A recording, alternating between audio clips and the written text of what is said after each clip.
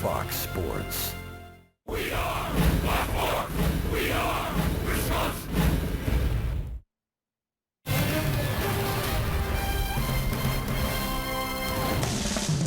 This showdown series is finally here. The first of 7 remaining with the Chicago Cubs. And did you know? Tonight is the first ever Friday night regular season game at Wrigley Field. They changed this start time so the Cubs could get a little extra rest. And the Cubs and the Brewers are ready to go at it for game 1 of this 3-game series. Right now, the Brewers are 5 games back of the Cubs to start play today. They are 3 back in the wild card race. Colorado is in Los Angeles tonight taking on the Dodgers. We'll be watching that game as well. Hi, everybody. We welcome you from Wrigley Field. Great to have you with us on a Friday night. Brian Anderson along with Bill Schroeder. Sophia Minnaert is our reporter tonight. We'll check with her in just a moment. All right, Rockets finally here. The stage is set. The Brewers know what they have to do. They're 5 back, 7 games left with the team they're chasing, and they're going to give the ball to Jimmy Nelson tonight. Nice job with the early, the quick dig on the Cubs. I didn't think it would take that long, but hey, you know, Craig Counsell has lined up his starting rotation the way he wants. He's got Nelson, Anderson, Davies in his 3-game series, and Jimmy Nelson, outstanding work so far this year. Earned run average terrific. He's 4th in strikeouts. And the thing about Jimmy, you just don't know what the best pitch is that particular night, whether it's the slider, the curveball, that power sinker, 4-seamer. Great guy to have to start this 3-game series. This is a must-win series for the Brewers right now. 2 big right-handers on the mound. Jimmy Nelson against John Lackey. Great way to get it started. Electric atmosphere here at Wrigley tonight. Friday night baseball from Wrigley Field. It's game 1 coming your way next.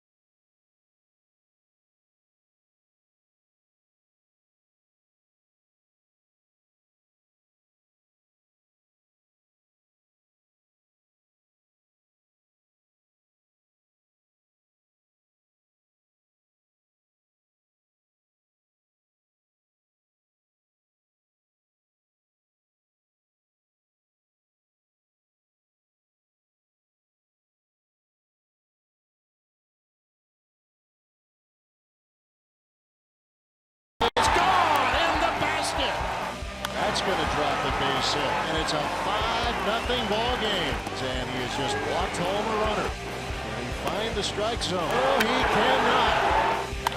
That's hit in the air, tagging.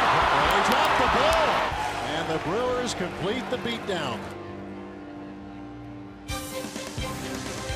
Ready for baseball tonight at Wrigley Field, and tonight's game on Fox Sports Wisconsin presented by Potawatomi Hotel and Casino. It's got that feel of fall in the air at Wrigley Field as we get set for tonight's first game of this series. September 8th feels more like October, and this is a night game. As we mentioned, the Cubs were able to move it last week from an afternoon affair. Had to get authorization from the mayor himself to play a night game. Sophia Minard is our reporter. She's got more on the change of time, especially what the manager Craig Counsell had to say. Sophia. Yeah, thanks, BA. Our scoops from the clubhouse brought to you by Car Soup. As you can imagine, Craig Counsell certainly did have a take on this schedule change here tonight. As you said, the first ever regular season Friday night game at Wrigley. And Craig said, look, sleep is a bipartisan issue. He said everybody wants more sleep. So he said, I understand why they wanted to make the change. He said, and if it were reversed, they probably wouldn't change it. So he said, you know, we're all good with it. He says, it's 7 o'clock, we're here, we're ready to play. He said, really, you ask yourself, would they have, if they would have done it at home at Miller Park, he said, we would have tried to do the same thing. Now, would they have let us do it? That's probably the bigger question. That is the big question the Brewers have, and the Cubs were able to move this game time, and John Lackey and the Cubs in their home whites finally hit the field here at Wrigley. It's supposed to be a 7:05 start. Doesn't look like we're going to hit that one on time. Brewers batting order is courtesy of Potawatomi. Here's how it lines up tonight for Counsell. He's got Eric Thames back in there. Thames had the last 2 days off from the starting lineup and then a team off day yesterday. Neil Walker will hit second and play second, with Ryan Braun sitting on 299 career home runs. He's back in the 3 spot. In the middle go Shaw, Santana, and Vogt.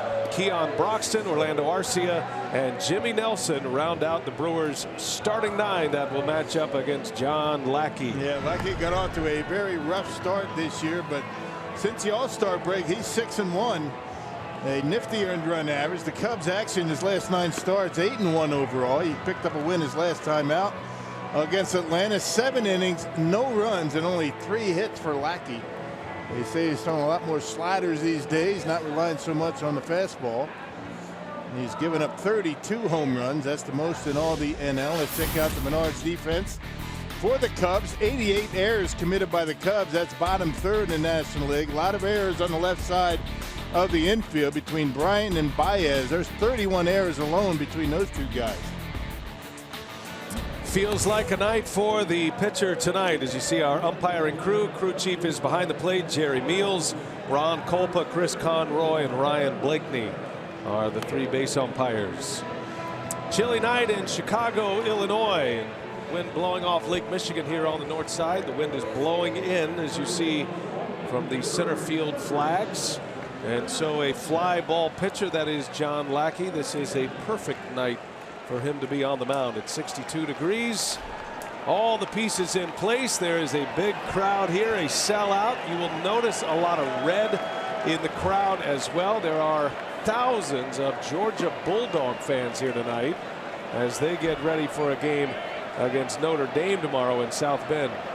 First pitch of the ball game is away for ball 1, and away we go. Pretty good weekend, right? Cubs Brewers, and then tomorrow you get to see the big football game down at South Bend.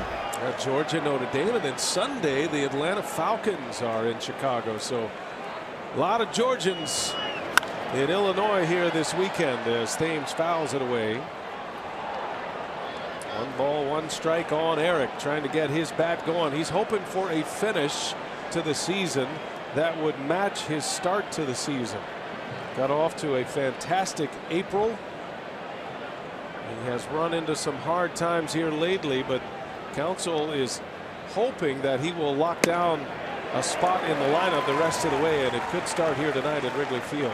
He's been in and out of the lineup trying to get that leadoff spot going as Counsell. The Brewers in general have not been very good offensively as of late. Been winning games because of their pitching. Got to get the bats out in this series. 1 ball, 2 strikes on Thames. And it's high for a ball. 2-2 now. Thames comes in with 28 homers, .235 batting average. He's driven in 54. The home runs are still best on the ball club. He's tied with Travis Shaw with 28 homers. And he hits that one hard into left center field. And this is going to bounce off the base of the wall. It takes a huge bounce. And Thames will roll into second with a double. And the Brewers start this one with a bang tonight. Yeah, gave that one a ride. Looked like an off-speed pitch. He waited back nicely on it. There's a curveball grip. Stays up out over the plate, and Thames goes right with it. Didn't try and pull it. There's a good start to the series. A double from Eric Thames. It looked like Happ got a little bit too close to the wall and bounces off, and Thames in with an easy double. Leadoff double for Thames, and that'll bring up Neil Walker.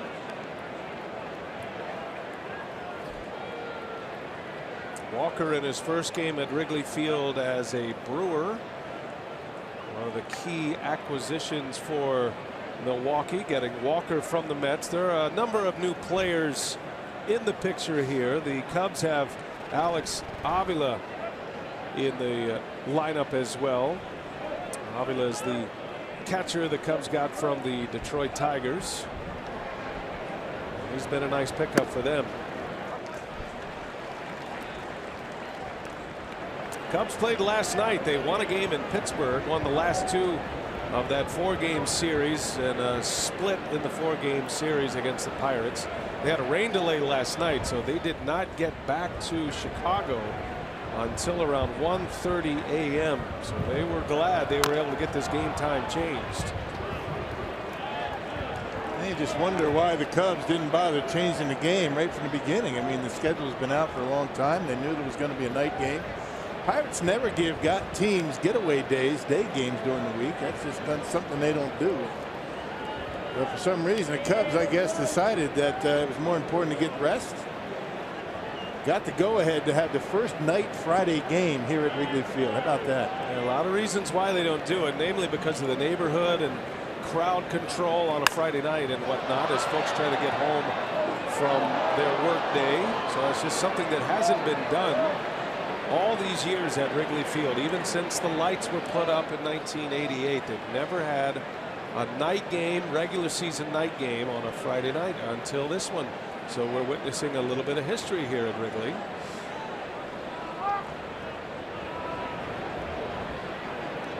Ames at second. 0-2 to Walker is in the dirt for a ball. 1 ball, 2 strikes.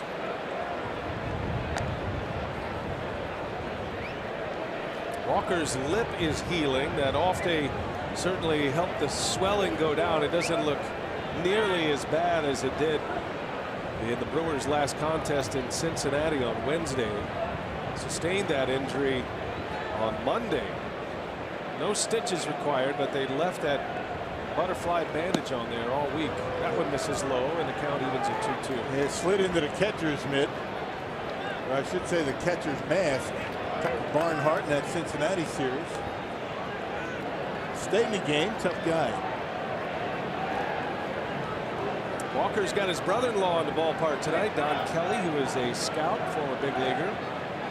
So he played in front of his parents in Cincinnati, and he's got a family member in the ballpark as well tonight. That one's down and in, just missed. It's one of the big changes for John Lackey since the second half of the season has started. More breaking pitches, particularly the slider, has been a pretty good pitch for him. He used to be a guy that threw majority fastballs, even ahead to count. Where's his emotions on his sleeve, John Lackey? You know, get to him, make something happen, and get him out of his game. He's one of the better pitchers in the league at getting to an early result within the first 4 pitches. So Walker is making it work here. Broken bat up the middle. That's going to get Thames to third, and Baez takes care of Walker for the first out of the game. Brewers have a runner 90 feet away here with 1 away. Now Ryan Braun steps in, still sitting on 299 career home runs. Braun has always had great success at Wrigley Field. He's hit 14 career homers at Wrigley in just 70 games. A .345 batting average and 61 RBIs. Yeah, that's amazing, isn't it? Almost an RBI per game played. Sees the baseball well. He's up with an opportunity to get the Brewers on the board early. Braun has a chance to become just the 6th player in Major League Baseball history to have 300 or more home runs and 180 more stolen bases in a career. And a defensive swing there on a foul ball. Quite a remarkable group of players that are in the 300-180 club, including the great Willie Mays. You got Mr. October, Reggie Jackson on that list, Barry Bonds, Sammy Sosa, the former Cub, Alex Rodriguez, and then Ryan Braun is a home run short of joining this group.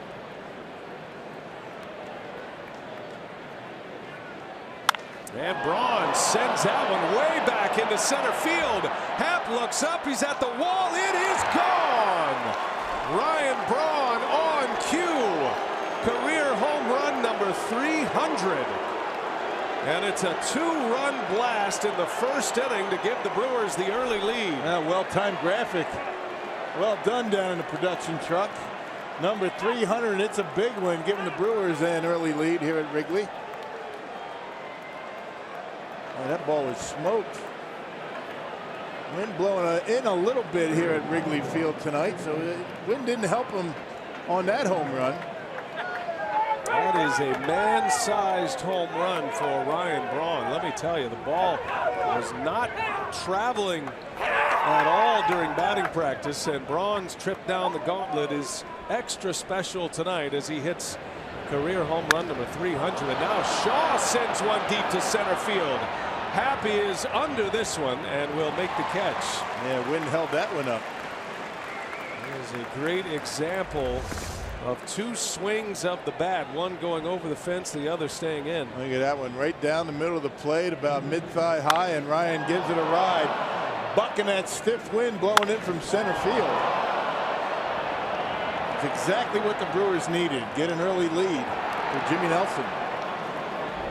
15th of the year for Braun, gives him 45 RBIs. A remarkable career it has been, stacking up the numbers. That's a massive number, 300 homers. And to combine the stolen base with it as well. Yeah, Ryan, another guy looking to have a nice strong finish in September. Domingo Santana batting with 2 outs.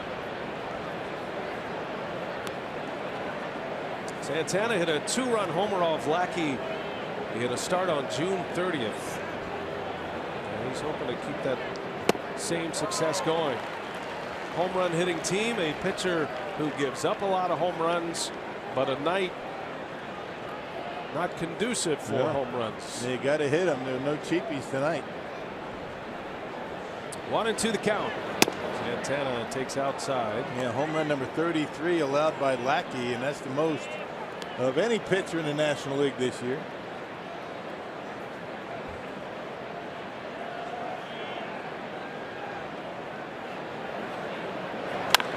Santana sends one deep to right center. That ball's got some carry, and it's Hayward to make the catch for the out.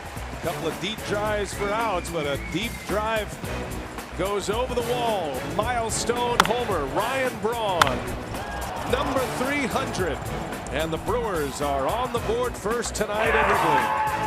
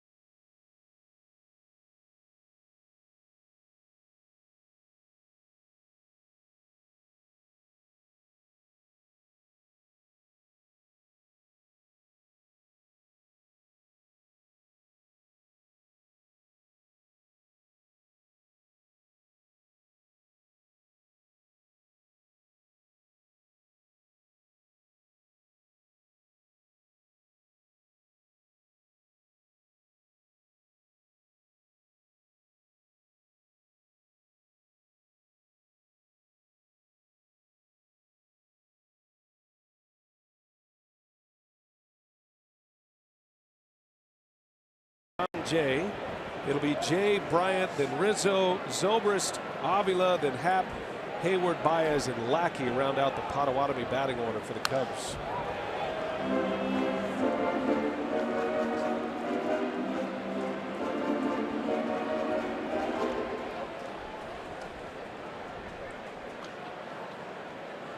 Nelson has pitched in a lot of close games here recently.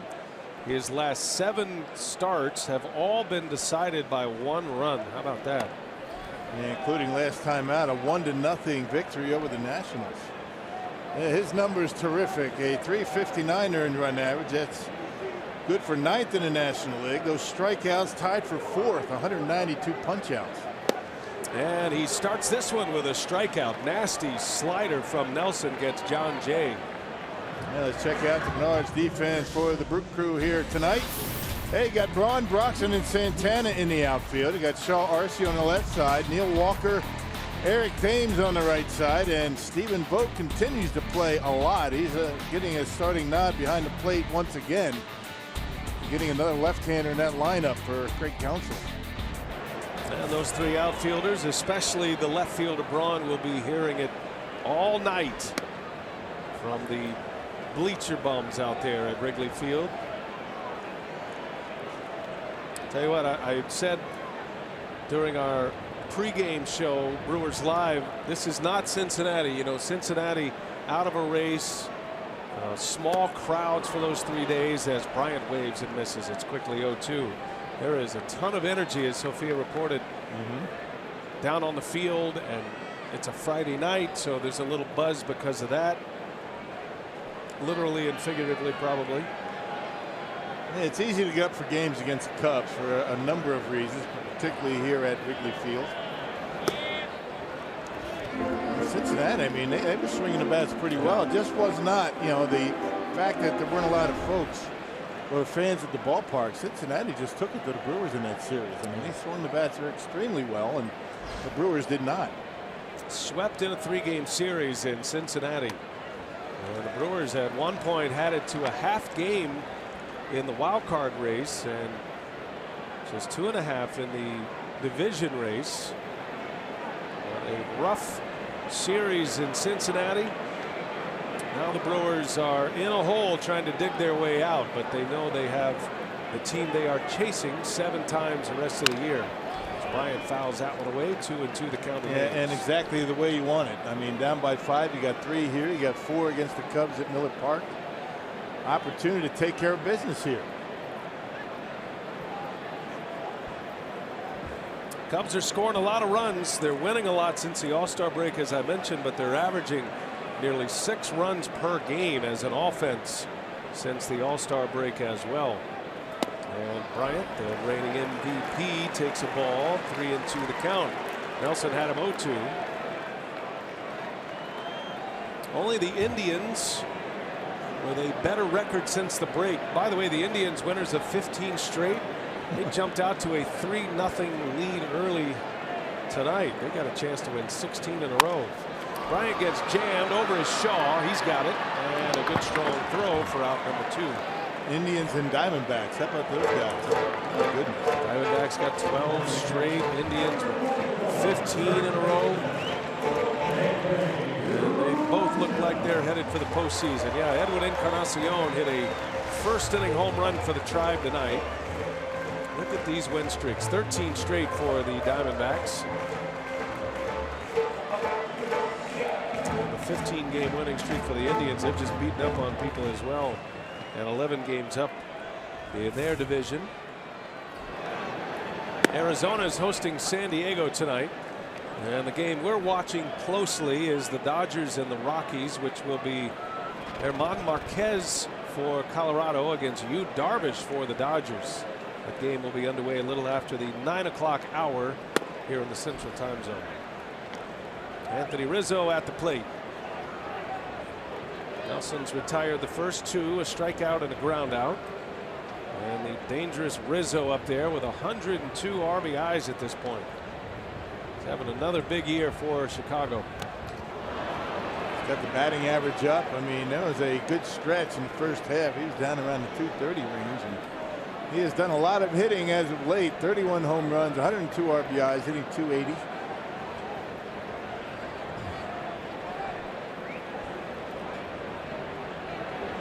Nelson has nasty breaking stuff early in this game. And there's a slider. He strikes out Rizzo. So Nelson comes out firing on his A game in the first inning. Braun with a 2-run homer. Brewers off to a good start in Wrigley. 1 in the books. 2-0 Crew Crew.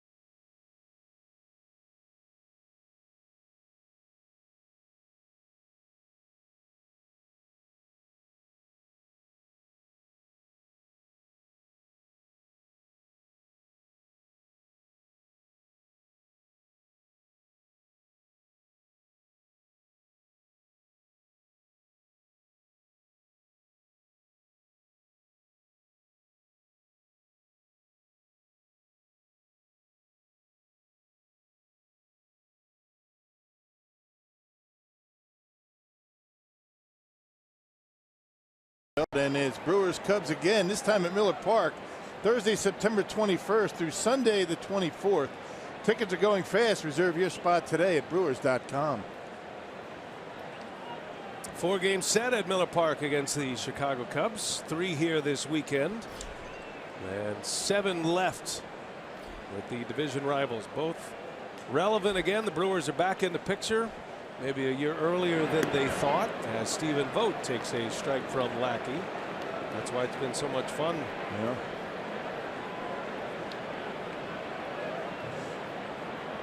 Lackey giving up a 2-run homer to Braun.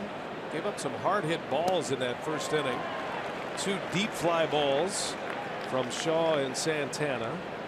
But Braun was able to beat the wind and hit one out after a leadoff double by Thames. Yeah, Lackey dropped down on him a little bit, and the 2-seamer ended up right down the middle of the plate. Didn't have a lot of sink on it.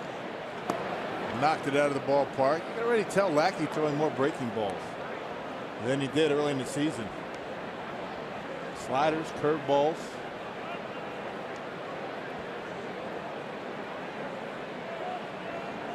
One ball, 2 strikes on the Brewer catcher, and Vogt takes one up and away. 2-2 now.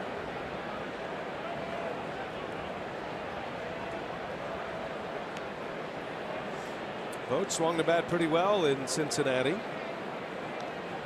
Missed a month on the schedule with a knee injury. Injured in a home plate collision in Pittsburgh. And he rolls over 1 to first. Rizzo, the Gold Glover, is there to make the play for out number 1.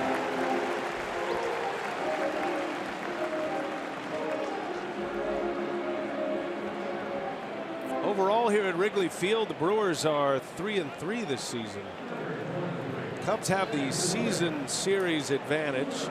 Cubs have won 7 of the 12 that have been played, with 7 remaining. 19 total. All those divisional matchups. So these 2 teams know each other well. No love lost. And especially this year, and especially the Brewers have been able to hang in the race. Remember, the Brewers had a 5.5 game lead at the All-Star break. Joe Madden's plan seems to be working right now. Regular rest, not pushing starting pitching too much in the first half, not pushing position players too much. And what many felt was an underachieving first half, they are thriving right now. They just had a tough road trip where they played very well. Matter of fact, they're in a stretch of 20 consecutive games without a day off, and they are 11-6 in that stretch right now. Yeah, playing well. I mean, pitching and swinging the bats. Keon Broxton, little jam shot, gonna fall into right center for a base hit. And Broxton is aboard with one away. Well, good, good speed at first base. You see Lackey dropping down a little bit. This time he was able to get it in the hands of Broxton. He left the one to Braun right down the middle. And Keon able to fight it off and dump it out of the reach of Zobrist. Good base stealer on. Lackey is very good holding runners. He protects the catcher extremely well in that category, controls the running game. He's quick to the plate, has a little slide step, and then he's quick to first base as well. We'll see how aggressive the Brewers will be running the bases. Arcia, first ball swinging, pulls it foul. Yeah, Avila has thrown out 4 of 16 would-be base stealers so far. Wilson Contreras on the disabled list. That's a big bat to be without.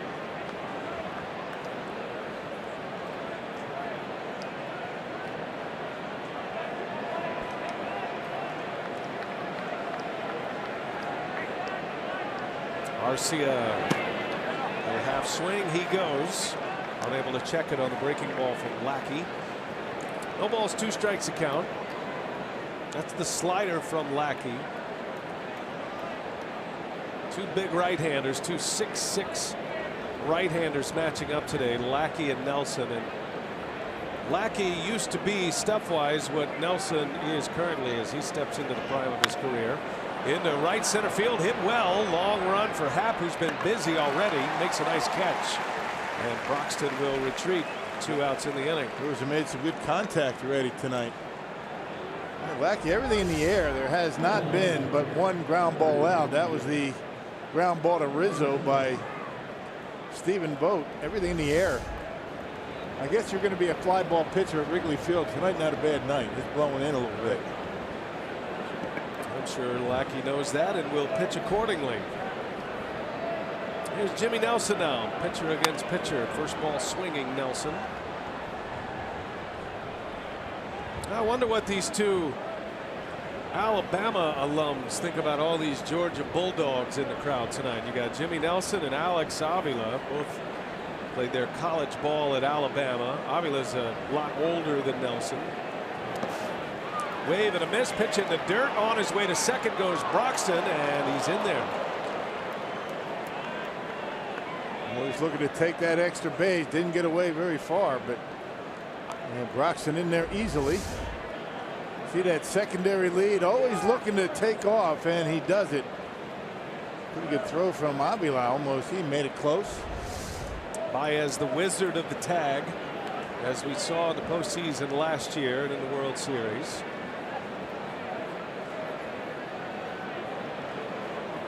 Oh, 0-2 to Nelson, and a swing and a miss. Down he goes, and the inning is over. Brewers get a hit, get a runner at second, but fail to score. It's 2-0 Crew. We go to the bottom of the second inning.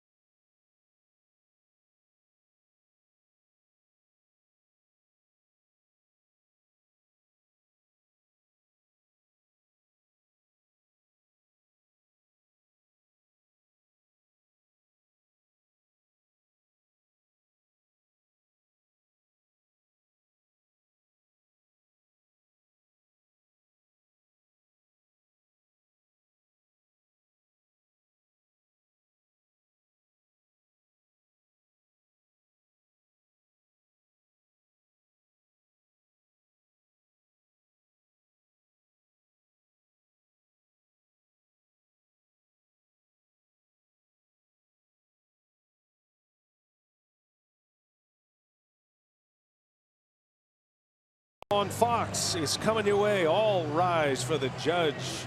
Aaron Judge. Yankees taking on the Rangers in an American League slugfest, or you can watch the Orioles take on the Indians. Check your local listings. It's all tomorrow at 11:30 a.m. on Fox. And don't forget, the Brewers and the Cubs will be at it tomorrow afternoon. Brewers will have Chase Anderson on the mound. Mike Montgomery will pitch for the Cubs. That is a 3:05 first pitch on the air at 2:30 for Brewers Live. To the bottom of the second we go. 2-0 Brewers on a Ryan Braun first inning 2-run homer. Jimmy Nelson will face Ben Zobrist to start the second.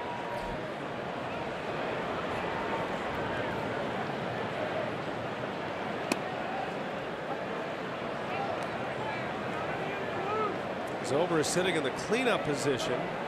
The switch hitting second baseman. Ultra versatile.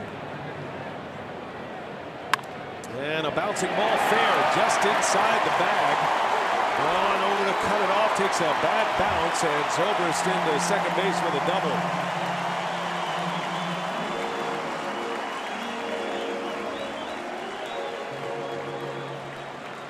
Ben Zobrist's always been able to hit the ball where it's pitched. There's that curveball, looping curveball, 84 miles an hour, and he just goes right with it down the line. Kind of an inside-out stroke.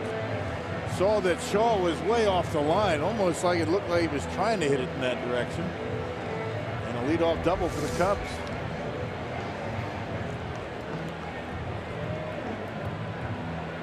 Zobrist has had a down year for the most part offensively, but he is a major weapon, the reigning World Series MVP. Alex Avila now at the plate for the Cubs. Brewers first look at Avila, the former Tiger. Been a part of a number of postseasons with the Tigers. Combined numbers in the AL and the NL, 14 jacks, 48 RBIs. He had a game-winning RBI triple on Wednesday against the Pittsburgh Pirates. That was game 3 of that series. And a swing and a miss. A veteran guy that can get through September with Wilson Contreras on the disabled list. Has never been known as a big hitter, but he can catch. No question about that. Traded by his father from the Tigers to the Cubs. His dad Al is the general manager of the Tigers. Took over for Dave Dombrowski. That's tough to live with, isn't it?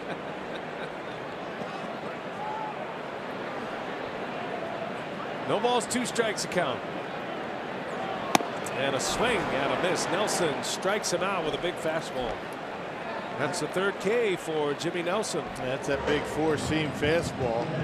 Got the power sinker, the 4-seam fastball. There you see it up in the zone. See, way behind it, underneath, is Avila at 95 miles an hour. Good pitch by Jimmy. One away, runner at second, and here comes Ian Happ. Happ, the switch hitter, center field tonight. He's been a terrific addition to this World Series championship ball club. Cubs have a very deep farm system, and they've been able to use that farm system to go get a few key pieces, and the best of their group has come up and made big contributions. That takes a wild bounce away. Shaw comes and plays it, and Zobrist to third base with 1 away. That took a harsh right turn when it hit the ad time feature behind home plate. Look at this. Yeah, you never know how a ball's going to bounce in this ballpark. I mean, you got the brick, you get that scrolling board back there, and it hits and deflects over toward third base. Third baseman, first baseman have to be alive on wild pitches here. It's a smart move by Shaw. He sent Vogt back to the plate, and Shaw fielding that as if it was a ground ball. And Zobrist wisely held his ground. He's at third though, and there's a strike to Happ. 2-1 to count.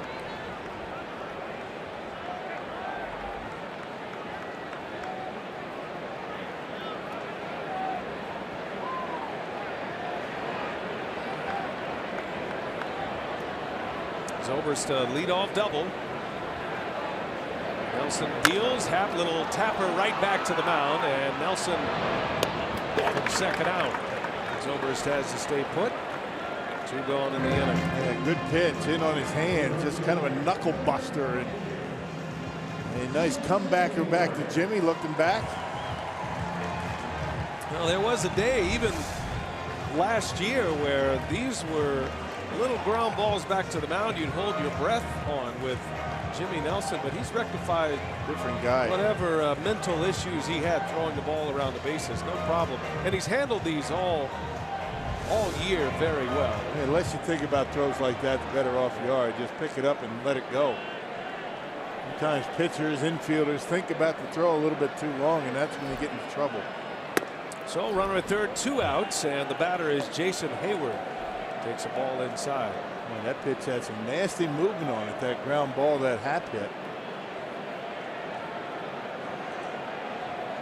Nelson's last start against the Washington Nationals. His breaking stuff had the look of a breaking ball that was thrown here very effectively in the late 90s by Kerry Wood. It reminded me of that. And then you place Nelson in Wrigley Field tonight, and he has this huge break on these sliders, and he's got a curveball as well that's got a big break. It'll keep your catcher busy, but there's something special to this stuff. Yeah, you better be ready to block the ball. You're catching Jimmy Nelson lately because he's going to keep that breaking pitch down in the zone. He's going to spike it with 2 strikes. That's where you want it. Sometimes it's hard to distinguish between the curveball and the slider. There's not a whole lot of difference sometimes in the speed. Fastball gets right by Hayward, and it's 2-1. Jimmy's not going to give you that, 88, 89 mile-an-hour slider all that often. The curveball more in the low 80s, slider mid 80s. But both of them very effective as of late. You really don't know start to start which is going to be the best. He's got a lot of power in that right arm. He's using it well this season. There's a fastball, zips in there inside. And because you really don't know which of those breaking pitches is going to be the one that particular game, I mean, that gives him an advantage over the offense. The Cubs going up there thinking it's going to be curveball, going to be slider. I mean, most pitchers, you know what you're going to get. 3-1 to Hayward. He's hitting in the 7th position in the Cubs batting order, and I think Nelson wants to talk it over with Vogt, or maybe vice versa. I think Vogt wants to convince him, let's not give him anything to hit. You got Baez on deck. He's got big power, but he strikes out an awful lot. Now, one question with Nelson and the Cubs here tonight. He will face 6 hitters off the left side. You've got 2 switch hitters in this group, in Zobrist and Happ, and 4 left-handed batters. 3-1 to count. And it's up and away. Ball 4. That's a first walk issued by Nelson. And I'm not sure his heart was in it after that meeting with Stephen Vogt. So first and third now. Yeah, I think Vogt convinced him that let's not worry too much about throwing a fastball here for a strike. You don't want him tying the game on a 3-1 pitch. Let's go after the guy that's going to strike out a lot. Of course, you can't make mistakes with this guy either. There is great intensity in there, batter to batter. Yeah, all these confrontations. This is what you love. September, meaningful baseball. Here is Javi Baez. Baez has played great. Addison Russell has been on the disabled list since August 2nd. He's got a foot injury. He's coming back soon. But Baez has really handled the position well. He's a very good defensive shortstop. Has a cannon for an arm. And he's got a lot of thunder in that bat. He does strike out a lot, but he can hit them as far as anyone. And he hits that one hard into left center field. Broxton is over. He's got it. And the inning ends. With every fly ball that dies out there, it makes you think about how impressive Ryan Braun's home run was, right?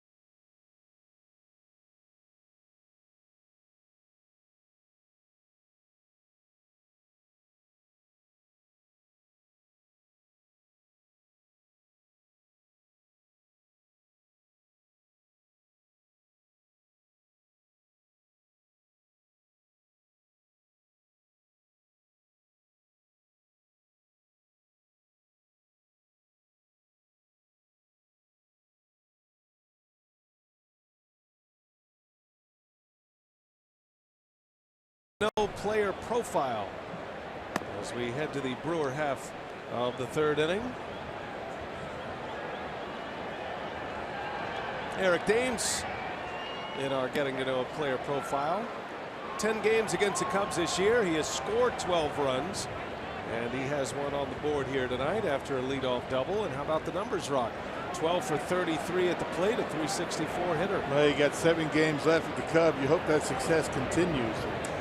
The offense needs to be led by these veteran guys. Guys been around a while. No Thames, this is his first year back from Korea.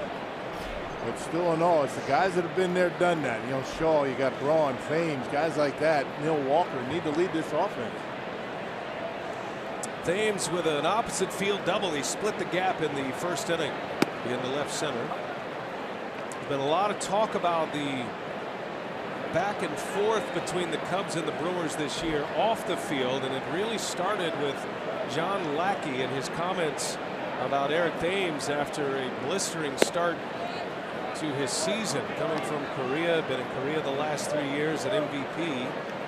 And Lackey took exception to a successful night at the plate from Eric Thames and kind of questioned whether that was artificial or not. And then his pitching coach, Chris Bosio, went on a radio broadcast and backed up Lackey. Bosio has since apologized, and I think that's where all of this off the field back and forth between these two teams began, with these two participants right here, Lackey and Thames. It's always been a good battle. I mean, it's always been a good rivalry. It's one of those things right now. The Cubs are trying to maintain their dominance over the last couple of years. The Brewers are looking for respect, from the Cubs, and some of the things that have happened, some of the things that have said have gotten under the skin of the Brewers front office. The no rain out earlier in the year before the All-Star break. And the fact that Eric Thames has lit up John Lackey did not help that situation. And now hitting .500 against Lackey after that double. And Lackey gets him this time. A strikeout to start the third inning. For Lackey, it's his second. Back-to-back Ks after he punched out Nelson in the second inning. Lackey's an emotional guy. I mean, sometimes, guys like that say and do things that they know they shouldn't. Lackey's not afraid to, question an umpire and show facial expressions to show he's not happy with umpires and his own teammates, for that matter. He's been around a while. He's had great success. He's got a great postseason pedigree. 15th year in the big leagues. Came up with the Angels. Some time in Boston. And now here with the Chicago Cubs after a quick stop in St. Louis. There you go. He's questioning Jerry Mills' strike zone as we speak. He's entertaining. Jerry Mills probably said, you just throw it, I'll call it. I'll let you know if it's a strike. I wasn't sure if he was staring down Jerry Mills or Neil Walker for stepping out of the box. Looked like a pretty good pitch, though. Yeah, maybe that's what he was upset about. Maybe both. He misses with that one, and it's 2-0. I gotta back John Lackey on that one. That first pitch, I mean, if that's not a strike, it's going to be a long night for the pitcher, right? Yep. They're human behind the plate. They miss him every now and then. Walker into left field. Playable for Jay, and there is out number 2. Hey, the Brewers return home on Monday to begin a 3-game series against the Pittsburgh Pirates, and because that game is a Miller High Life Monday, you can see the Brewers battle Pittsburgh for just $6. To get your $6 tickets, visit brewers.com/highlife. By the way, how about our friends from Miller Coors purchasing 15,000 tickets, giving away 5,000 apiece for 3 separate games? That was that's helping the community get behind the ball club. Way to go, Miller Coors. Yeah, I want to thank our buddy Jim Cantor from Miller Coors. He paid for all that? Big part of that. Yeah, out of his own money, I think.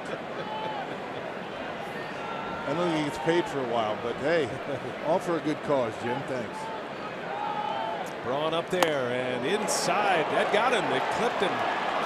He's got a piece of the jersey. Lackey comes up and in, hits Ryan Braun with 2 outs, and puts a man on base. Yeah, he's not afraid to come inside. That's the 12th batter he's hit this year. And Ryan Braun took him deep last time up. This one gets a piece of the jersey, barely. Wow. That's reviewable. I'm not sure the Cubs are going to, risk taking a look at it and try to overturn it.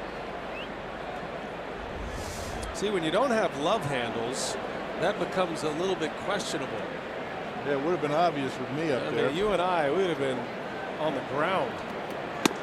There's Travis Shaw. He takes a strike.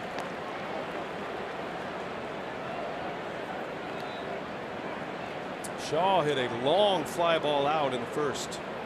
He hit a bomb out there, but the wind ate it up. On the ground, and Baez will go to the bag to end the inning. Brewers get 2 in the first on the Braun homer.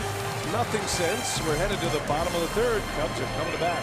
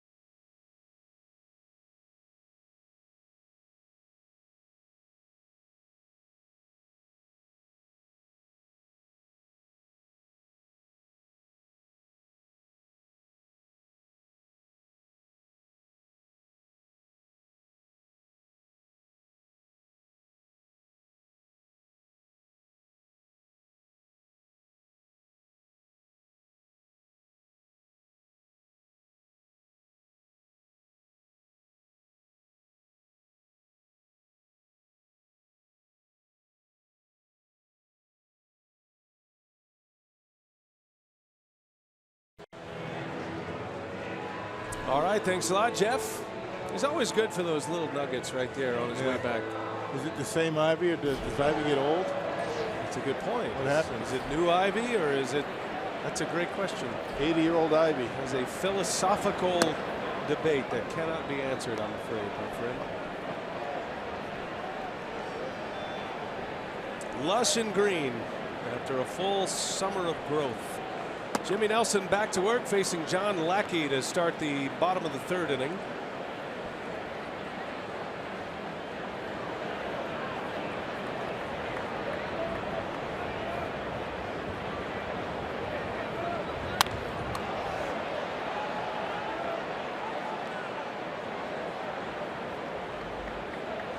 In 2002, the first year John Lackey made it to the big leagues. With Mike Scioscia's Angels.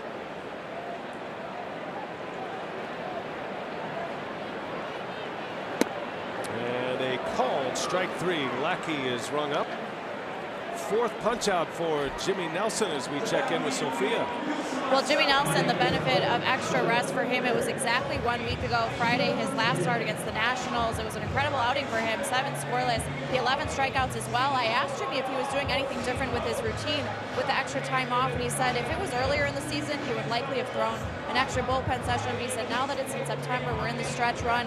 He said the rest is more important at this point. So he said he stuck to the same workouts and just on the back end went a little lighter. And I asked him as well about what it meant to him to have Counsell bump him from his scheduled start against the Reds so he would be pitching here at Wrigley, and he said really that's all you could ask for, is to have this opportunity to pitch in meaningful games like this, and really the position that the team has put itself in. And he said really we know, he said, even 5 games back we control our own destiny, and it starts right here this weekend. Yeah, that's right. The Brewers wanted to put the pieces together with Nelson and Chase Anderson, who gets the ball tomorrow. Zach Davies coming back for Sunday's game, and figuring that Nelson, who's been pitching in all these close games and has been working deep into games, could use a couple of extra days rest. Felt very good about that. Now, on the flip side of all this, Rock, the discussion that the Brewers are having right now is what to do when the Brewers get back home against the Pirates, because there is a hole in the rotation.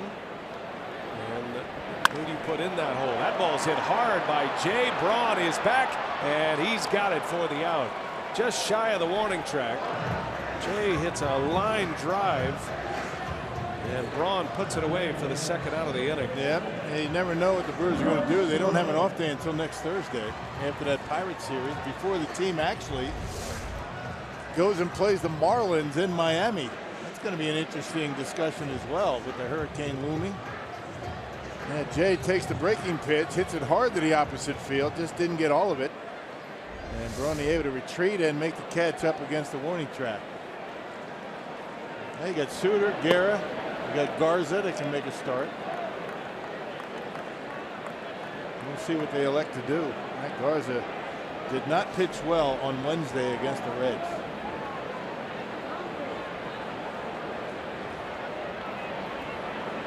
Swing and a miss by Bryant. Yep, and you know Woodruff is going to make another start. He's been outstanding. Probably see him game 1 of the Pirates series. He gets bumped back a little bit as well. The rookie right-hander who has electric stuff. Ball and a strike. Bryant lays off. They'll ask if he went. He's able to check it. First base umpire over there, Ron Kolpa. 2 balls and a strike on Bryant. He's batting with 2 outs. 2-0 Brewers on a Ryan Braun 2-run home run in the first inning. An impressive center field home run into a strong breeze. Bryant a swing and a miss. Just a nasty pitch, 85 miles an hour. Slider, curveball. It's hard to distinguish between the two. That's a slider grip right there. Perfectly placed on the outside corner. 2-2 to Bryant. And he eats him alive with a fastball, but nobody over there on the shift. And that'll be a base hit for Chris Bryant. Yeah, too bad. I mean, made his pitch, ate him up, and nobody there to field the ground ball. The only guy over there is Chris Conroy, the second base umpire. Good pitch after a really good slider. Eats him up inside, but to check out the defense, kind of just trickles on into center field or right field. think Conroy, even for a moment, thought about fielding that. You know, just the instincts taking over. It was hit right at him. He really needs to make that play. I think an umpire's first instinct is to get out of the way. That's probably a good instinct to have. That's my first instinct. Yeah, right. That could have been an umpire. Especially up here. I don't take criticism well, though. Well played. Out of the way. So Bryant is on for Rizzo. A strikeout victim in the first. Nelson got him with a slider down and in, and he hits that spot again. That is a dangerous spot to be pitching Anthony Rizzo, but so far so good for Nelson. Yeah, don't leave it up in the zone. I mean, you leave it up maybe another 6 inches, he's going to get the bat on it. He likes the ball inside and has a unique ability to keep it fair. He stands right on top of home plate.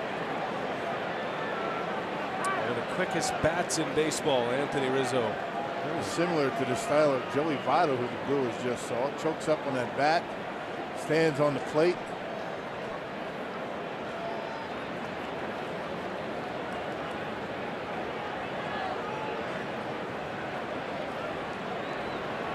Rizzo's having another strong year. He's got a chance to set a career high for RBIs this season. He has had 3 consecutive years driving in triple-digit runs. 101 in 2015. Cubs made it into the postseason that year. Last year, in a World Series year, drove in 109. And he's at 102 this season with a lot of baseball to be played. But an all-star the last 3 years prior to this one. Hits that like a bullet to right. That's down, a base hit. Bryant was on the move, and he'll end up at third base. Nelson left it in the sweet spot, and Rizzo did not miss. Yeah, you can't make mistakes to these guys. I mean, the way they're swinging the bats right now. So the little jam shot off the bat of Bryant keeps the inning alive, and you can see really the first mistake he's made with a curveball. Left it up out over the plate to Rizzo, and you see Santana playing extremely deep, playing it safe. Brewers do see a lot of hits bounce in front of their outfielders. That is by design. They want their outfielders deep to try to eliminate slugging percentage, try to eliminate those extra base hits. Well, particularly in that case, a man at first, 2 outs. You give up the single, but not the double. So first and third, and the batter is Zobrist. Had a double down the left field line, just inside the bag at third his last time up. He hit a curveball that way.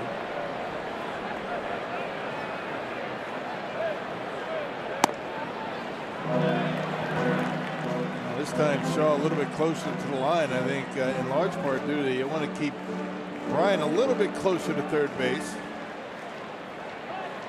Shaw is another probably 6 to 7 feet over toward the hole. First time Zobrist was up.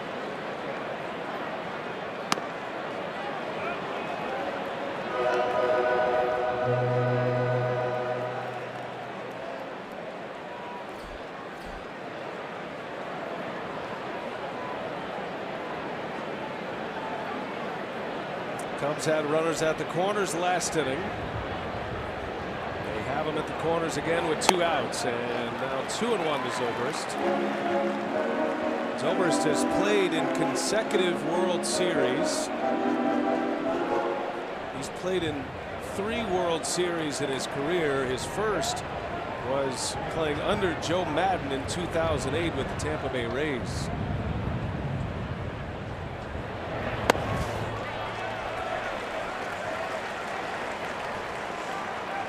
That's a pitch you might get a swing on when you're ahead in the count, not on a 2-1 count.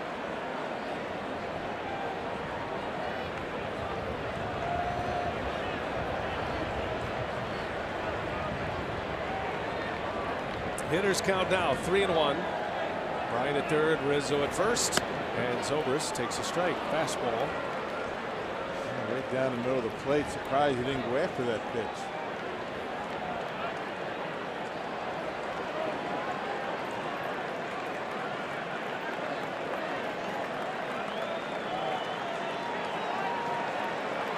Well, see what Nelson has in mind for him here. 3-2.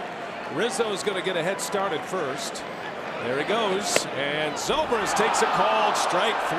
Nelson with the big fastball, and a strikeout of Zobrist to end the inning. 2 Ks in the inning for Nelson. That gives him 5 for the game.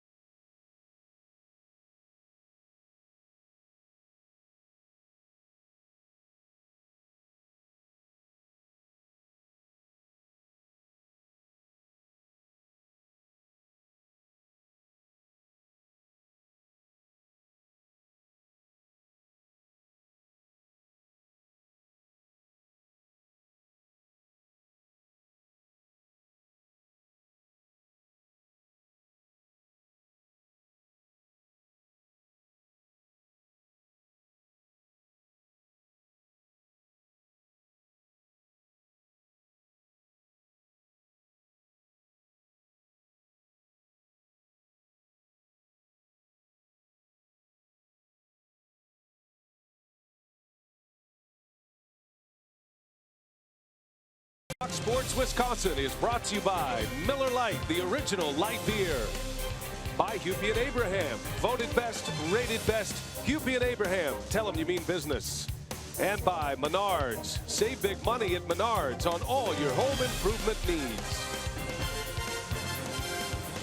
Friday night, Chicago, Illinois, not too far from downtown. We are on the north side. Wrigley Field, Chicago. A lot of Brewers fans making the trip down. If they're smart on the old Hiawatha line on Amtrak. That was my preferred travel method today. I love that train. Yeah, I drove today.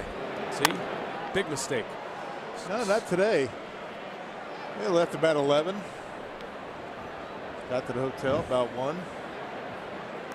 Although you're right, I do like the Hiawatha. Thank you, because I'm trying to promote something that's might end up as a free train ride at some point. Now, is that what you're going after? Your car ride's not going to do anything for me. Oh, you were talking about how you got here. I figured I'd interject. Domingo had the old iPass. I was all set, just flying right through those tolls. Okay, I knew there was something in there. Do you get like a $50 gift card to the iPass?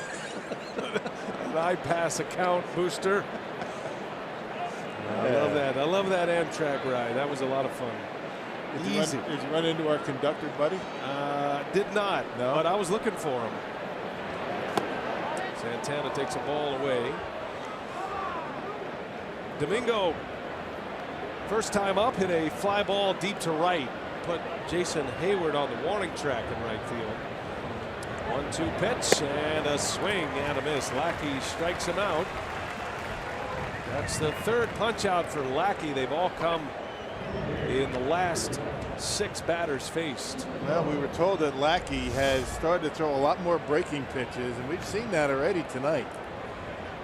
That's a slider, not a lot of movement on it. It starts away, stays out there at 83 miles an hour. Good pitch with 2 strikes. Well, Lackey, he's a veteran guy, been around a long time, since the 2002 season, which was the World Series winning Angels season. There's a hot shot right to Rizzo. This will be out number 2. One thing about Lackey, though, he knows, and I'm sure he's watching the trends as we all are. He's a guy that gets in the book. Now, he's got his stuff, and he's going to stick to it, but there is a trend upwards of breaking stuff around Major League Baseball. Fastballs, while velocity is up, usage is down. And we're seeing a lot of individual pitchers and a lot of team philosophy of using the breaking ball more. Fastballs are getting tattooed. Yeah, even the big velocity, fastballs. But Lackey, you're talking 91 to 93 miles an hour. But yeah, more breaking pitches. He's been much better in the second half. Keon Broxton with 2 away. He singled his last time up. He muscled one over Zobrist's head in the short right field. Yeah, perfect example of what you're talking about. You look at Corey Knebel and Jacob Barnes. I mean, Knebel, you know, 98, 99 miles an hour, but if he doesn't have his curveball working for him, I mean, that fastball becomes hittable. Same thing with Barnes and the cutter.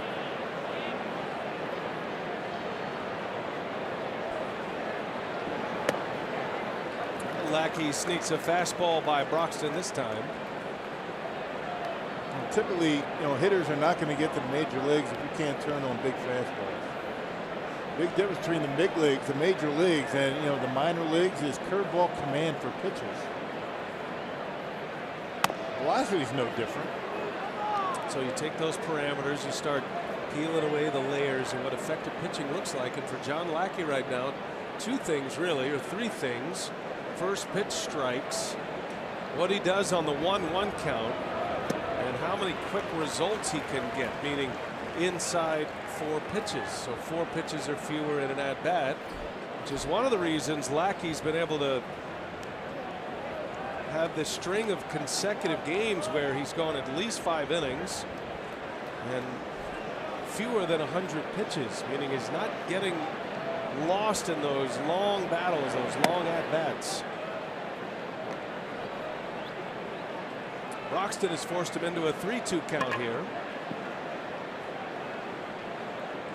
Well, Lackey hasn't had a start this year where he's gone fewer than 5 innings. Right. 18 consecutive is his streak right now.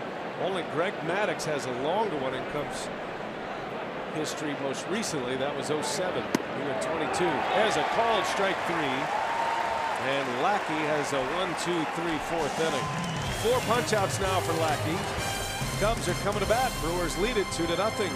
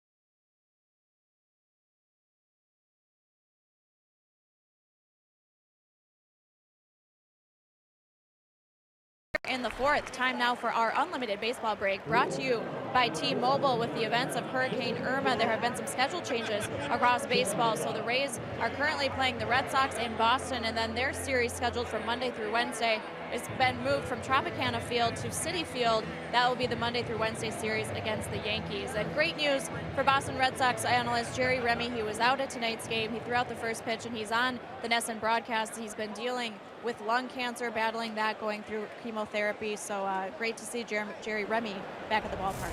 Yeah, that is good news. Saw Jerry a few weeks back. They had a big ceremony for him. He has handled treatment very well. Says he felt like he could work. He's one of the good guys in the industry, friend of ours as well. Nice words. There's Avila with a base hit on the first pitch. Clean single into left field for the Cubs catcher. Well, he's been the voice of the Red Sox for I don't know how long. 30 years. 30 years, yeah, that's a long time. Heck of a player, too. Second baseman back in my day. You two are like kindred spirits, you and Jerry Remy. Always enjoy those barstool conversations that you two had over the years, especially back in the American League days. Yeah, right. Same division, heated rivalry, Brewers, Red Sox. Lead man on for the Cubs here is Ian Hatt now. Switch hitting center fielder and a swing and a miss. By the way, that story that Sophia gave you on the series moving with the Rays and the Yankees to Citi Field, that led everyone around the Brewers and with the Miami Marlins to discuss where that series might be played, and they're going to wait and see. They have time. They have a few extra days to deal with it. Let's see what the storm is going to be like. And I mean, we're asking the same questions. I don't know how realistic it would be, but it has been at least discussed or brought up that that series could be played at Miller Park, along with a number of other facilities. There are problems with playing it at Miller Park from a competitive standpoint if you're teams like the Cubs and the Cardinals and the Rockies. So it'll be interesting to see where that series would land, if in fact it is going to have to be moved out of Miami. And I think for all of us, and I mean this sincerely, we are desperately hoping that series is played in Miami, because that means this monster hurricane that looks like it's heading right to South Florida and has already done major damage is going to peel off and go elsewhere. Let's hope so anyway. Yeah, well, that series starts next Friday. Brewers play have a 3-game series against the Pirates back at home, a day off, and then go to Miami. And you're right. I mean, we're hoping and praying that that series will be in Miami. And we'll see. That is strikeout number 6 for Nelson. One gone here in the 4th. Got a man on with Avila, and here comes Jason Hayward.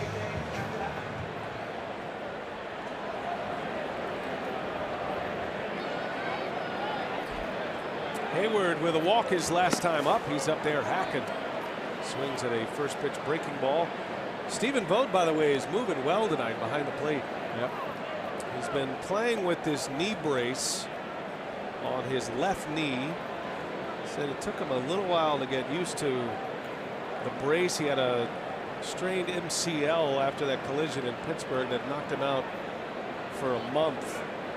The body adjusts, and you figure out what you have to do to be able to be quick with those braces on. And I talked to him around the batting cage today. He says he feels pretty good. It's about as good as he's felt since that injury.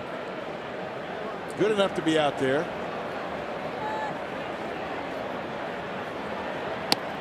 You're used to that weight on your legs with the shin guards.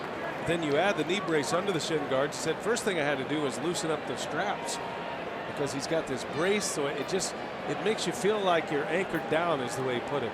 It's just a little heavier. You can see the brace underneath the shin guards there, but it looks like he's starting to get more accustomed to that and hoping to get to the point where he can play without the knee brace. Hayward hits it hard right at Walker. He's got it through the second, out there. Double play. 4-6-3 double play as Hayward hit it like a bullet, but right at the Brewers second baseman. And Jimmy Nelson works around a leadoff single, faces 3 batters in the 4th, and the pitcher's best friend to end it.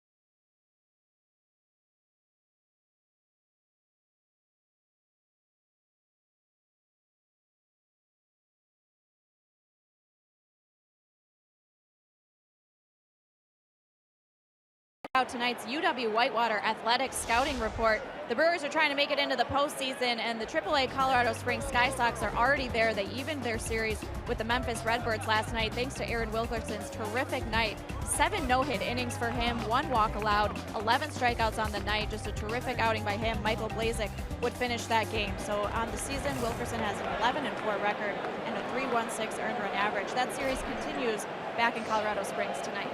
All right, Sophia, thanks. What a performance by Aaron Wilkerson. He's a guy that came to the Brewers in a trade with the Red Sox last year. That was the Aaron Hill trade. And Wilkerson is saving his best for the postseason. Well done.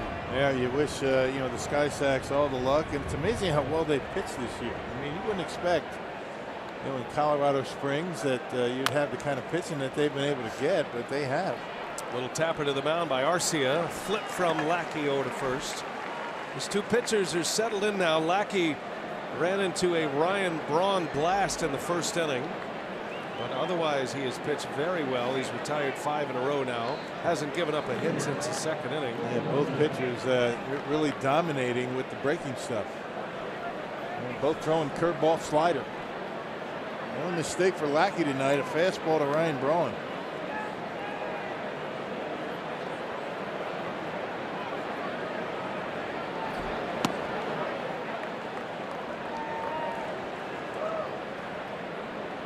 Nelson struck out his last time up.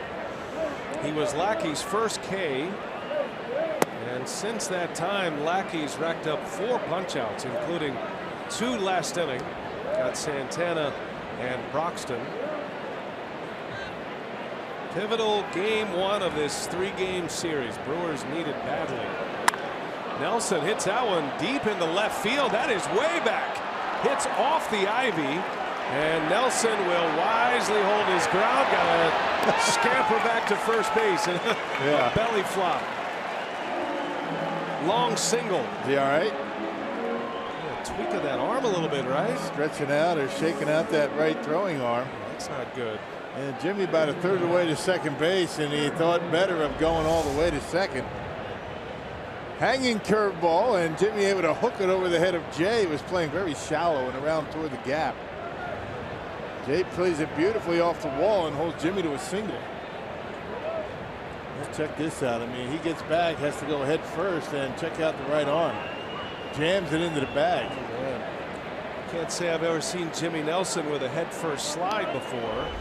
Just doesn't come up that often, but he's got that right arm hanging a little bit, Rock. That's a little bit of concern for Nelson. See if his right arm jams into the base. Yeah, a little bit. See a little grimace, shaking it out.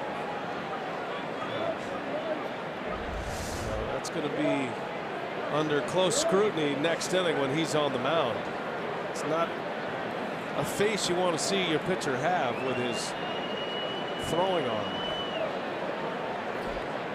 Now it's a base hit. It's a single. And now back to the top of the order, and Eric Thames, who hit a rocket into left center field in the first inning, scored on the Braun homer. Lackey returned the favor with a strikeout last time up. Yeah, better curveball to get him on the strikeout last time up. Hung the curveball in the first inning. That one hangs up there, and Thames pops it into foul territory. Thames on his backswing clocked Avila. And Thames limping after that swing. Everybody having a rough pitch, except for Jerry Meals. Avila wears that hockey-style mask. He has had concussion problems in the past. There was one year in the playoffs with the Tigers that he took a foul ball right into the mask, and he was unable to return in that postseason series in a division series. Well, that one there, kind of a glancing blow in the front of the mat. Didn't hit him on the back of the head. Thames limping a little bit. Thames after that swing. He's having some trouble with his back in Cincinnati. Grimacing after big swings. 1-2 the count. Both players back in there. And Thames fouls it away. And he's got another little limp after that swing. Thames leading the league in padding. up at the plate. That's a big shin guard. That big old elbow pad. Something is definitely biting him, either in the back or the rib cage or somewhere. He looks uncomfortable after the last 2 swings. And he takes a ball. Lackey missed with a breaking ball this time. I saw Thames after the game on Wednesday, and he got a pinch hit appearance late in Cincinnati. And after a couple of swings, he was tugging at his back or his hip, and he just said, "No, I'm tight. I just feel tight. I'm fine. Nothing serious." I'm sure the off day did him some good yesterday. Pulls that one on the ground. Rizzo goes to second. Baez returns. Lackey's there, and a double play. 3-6-1 on the double play ball.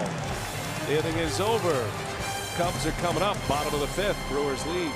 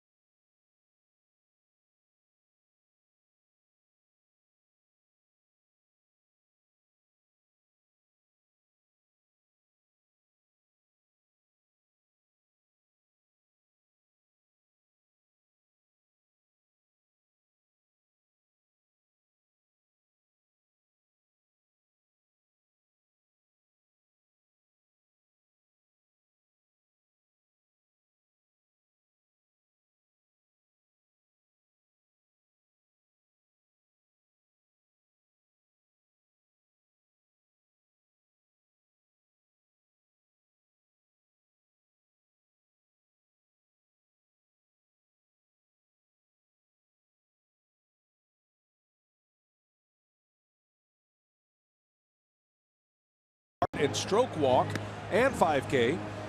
It's to benefit the American Heart Association, and it happens on Sunday, September 17th at Veterans Park on Milwaukee's lakefront. For additional details, visit foxsportswisconsin.com/events. Cubs turn a nifty double play. 3-6-1 it goes. That's how the Brewers half of the 5th inning ends. And now the bottom of the 5th coming. Jimmy Nelson, all eyes on him after his 1-out single in the top of this inning and his slide back to first base. He looked like he was a little bothered on his throwing arm, kind of dangling it down as if it was a little stinger or something wasn't quite right. I've been watching him warm up. Seems like he's all right. Doesn't seem to be favoring that arm at all, which is a good sign. Yeah, but so far, Jimmy Nelson really good again with the curveball slider combination. And sometimes it's very hard to distinguish between the two. You really got to keep an eye on the velocity. 86, on the sliders, 85. I mean, really not a whole lot of difference. But if you see the super slow mo, you see the grip, the spike curveball, the slider. Both of them have been very good, and he's been able to locate his fastball extremely well. 6 Ks, 4 innings for Jimmy Nelson. He is 2 strikeouts shy of 200 for the year. It's always a big number for a starting pitcher. A, to strike out that many batters, and then B, be healthy enough to be around for the length of a season. And Nelson's been extremely durable this year. Cleaned up those mechanics. He gives Derek Johnson a great deal of credit for that, the Brewers pitching coach. Simplified the delivery, uses that big frame, and he is emerging as a real ace. On the ground to third base, right to Shaw. And the throw is perfect out is Baez, out number 1 of the 5th. Yeah, less is more. You can see Jimmy Nelson. I mean, the big difference with Jimmy. I mean, the thing for me is the walks. I mean, he's not walking anybody. Coming in, 46 walks, 192 strikeouts. Jimmy's 2 strikeouts away from 200. Earned run average, a run less, and everything has been much better. And I think, again, I mean, the abbreviated windup for Jimmy Nelson has allowed him to be much more consistent in his release point. And that's been the biggest difference. More strikes, more strikeouts, because he's been able to work ahead in the count. Here's his mound opponent, John Lackey, takes a strike from Nelson. Now, right now, Nelson is 3rd in the league in Ks. He's passed Carlos Martinez of the Cardinals and Zach Greinke. They've been leapfrogging each other over the last month or so.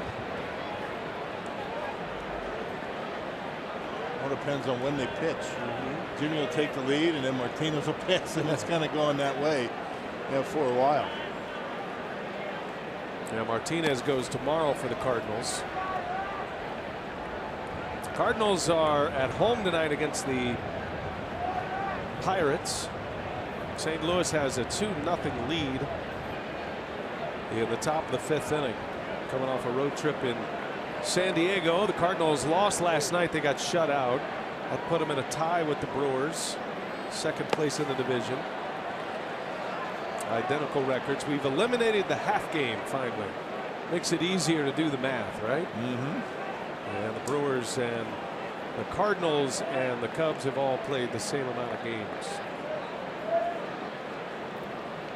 Brewers are 5 back. The Brewers and the Cardinals 5 back of the Cubs. And the Cubs have caught up in games played.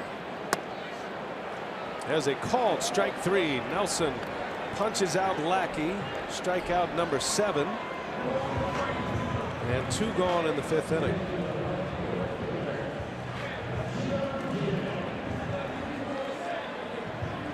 Top of the order, here's John Jay.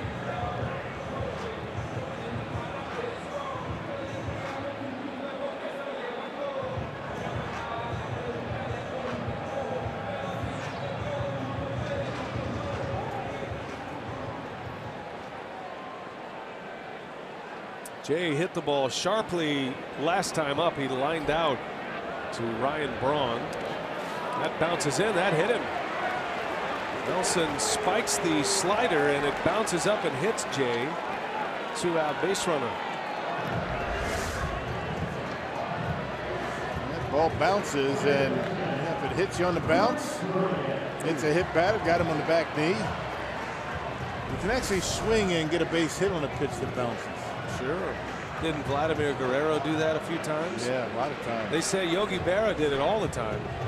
They say they're good bad ball hitters. I guess so. I mean, real bad ball hitters. I mean, I've heard the scouting report nose to the toes, but when they start bouncing in, that's off the grid. Nelson's got to deal with Chris Bryant now with a man on. He singled to right his last time up. He got jammed on a big fastball. Brewers had a shift on with 3 infielders on the left side, expecting Bryant to pull, and he hit a little number right where the second baseman normally stands. And where near Walker is right now.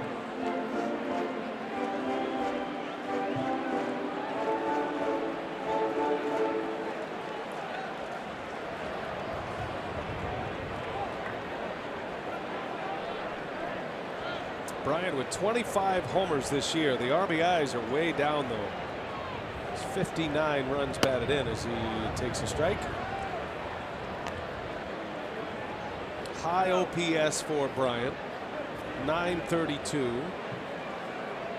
It's really high, but the RBIs just aren't where the Cubs would like Bryant to be. He is a run producer. Now Rizzo's picked up a lot of the slack. Rizzo's driven in over 100. Bryant, you figured after his first couple of years was going to be kissing triple digits each and every year in RBIs. Just that easy, huh? It's amazing how good he's been in his first couple of seasons. He set the bar really high. Not a bad down season, though. Almost 290, 25 dingers. Rookie of the year his first year. He scored 95 runs.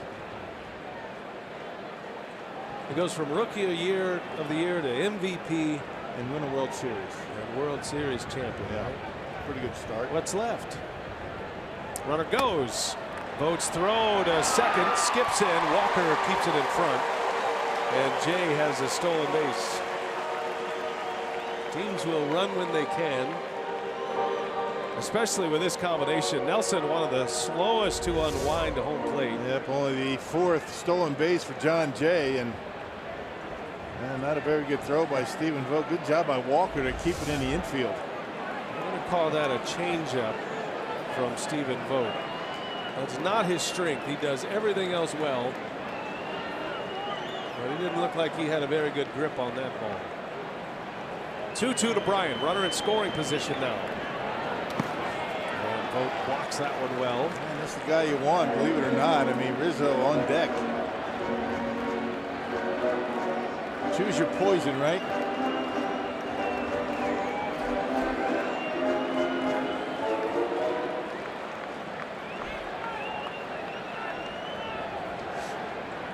With runners in scoring position, part of the reason for the low RBI total is just a 204 batting average with a runner at second and or third. Nelson trying to keep it that way. Full count to Bryant. Jay with a big lead at second. And he lays off. Jay's on his way to third. Bryant to first with a walk. And for the 3rd time tonight, Nelson has runners at the corners. This time he's going to have to deal with Anthony Rizzo. Got ahead of him and not able to finish him off with a breaking pitch. That'll be a walk and a wild pitch. Had a 1-2 count on Bryant. Just couldn't put him away.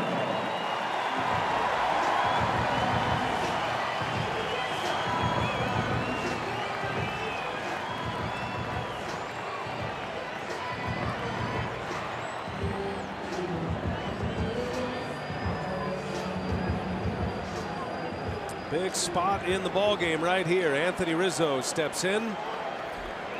1st and 3rd for Chicago. I'll be curious to see if Bryant will try to steal a base here. The Cubs don't run much, but this is not a home run hitter's kind of night, as Rizzo takes a strike. The only issue if you're the Cubs, if Bryant steals, you can pitch around Rizzo and go after Rizzo. With Bryant at first base, the Brewers are going to go after Rizzo here. Brewers have a shift on. They've got Arcia deep at the second base position. That's Arcia out there in the grass playing in the rover spot. And Rizzo sends one high in the air to center. It is back. Broxton is fighting the wind and he makes the catch for the out. That one traveled a great distance and had some slice on it, and the Wrigley Field wind beats that one into an out, and Nelson survives the 5th inning. That was hammered, and Broxton with the roundabout route under it to haul it in to win the inning.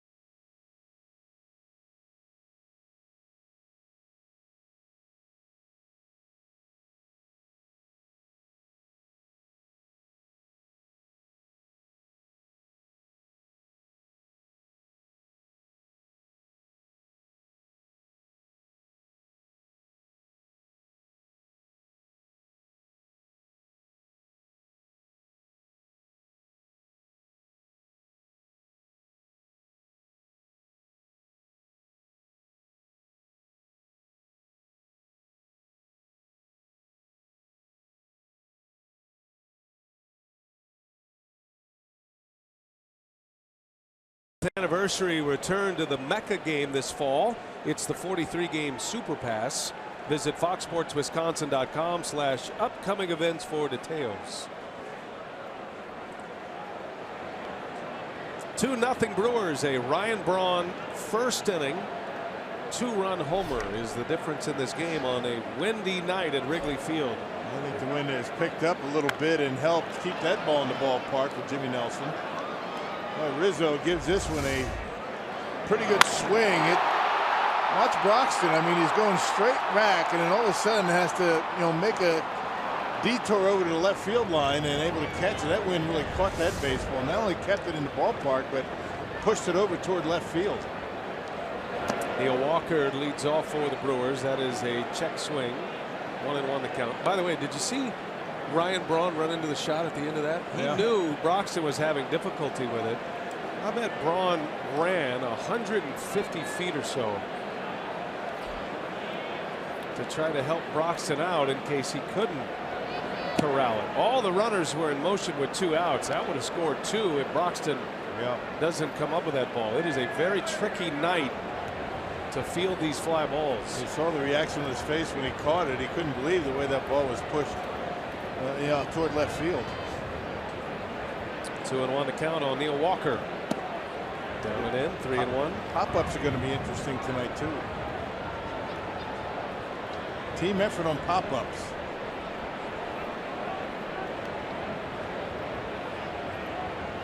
I think it has picked up significantly here since the first couple of innings of the game. 3-1 to count. And Walker takes ball 4. There is a lead man on for the Crew with Braun coming up.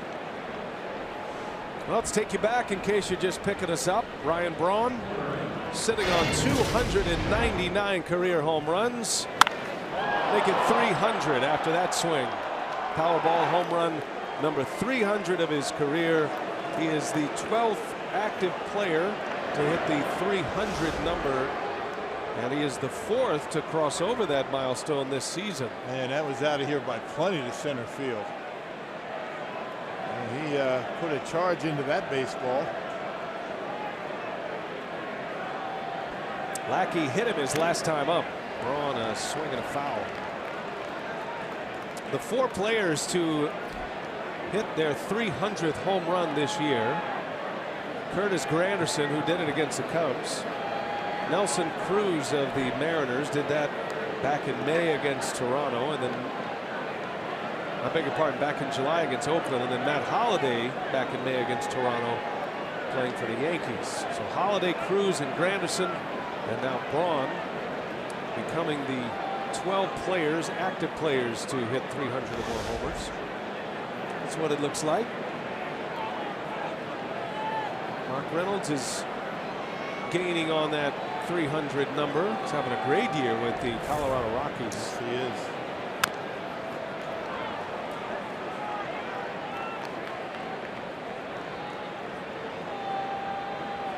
And look at this list.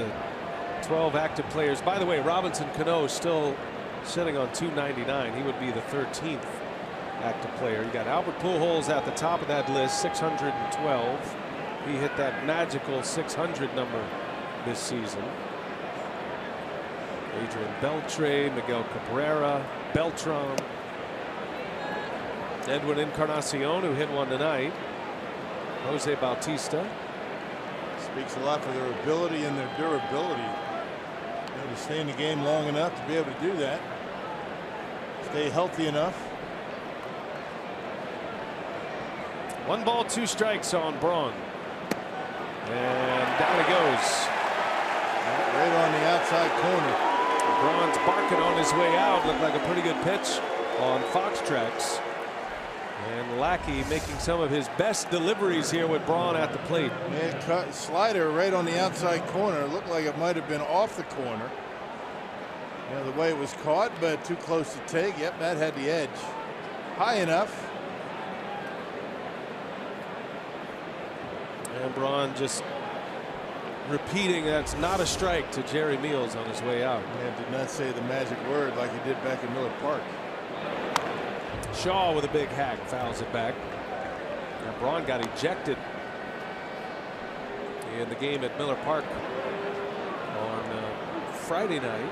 Against the Nats, yeah. Yeah, that was the Jimmy Nelson game, actually. Ronnie was talking to himself that entire at bat. I mean, he swung at a pitch out of the zone. He wasn't happy with himself on that, and now he's still talking to himself in the dugout.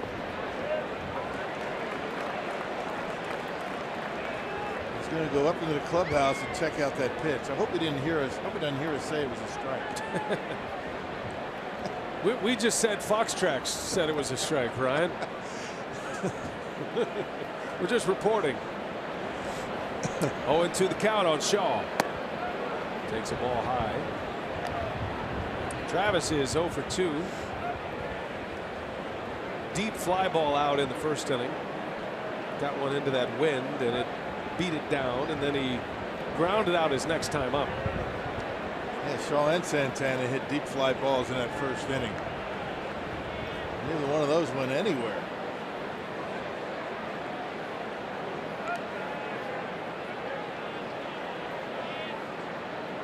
Lackey wants to start over with the signals. 1-2 the count on Shaw. One man away. Leadoff walk to Walker. And Shaw takes a ball. That didn't miss by much. Yeah, tried to front door it right there on the outside corner. You like the way Travis is tracking the baseball, though, huh? He's really seeing it well. He went through a little bit of a slide. Every player does. His was minimal. He's had such a great year. 28 home runs, 86 RBIs. He's got a chance to drive at 100 this season.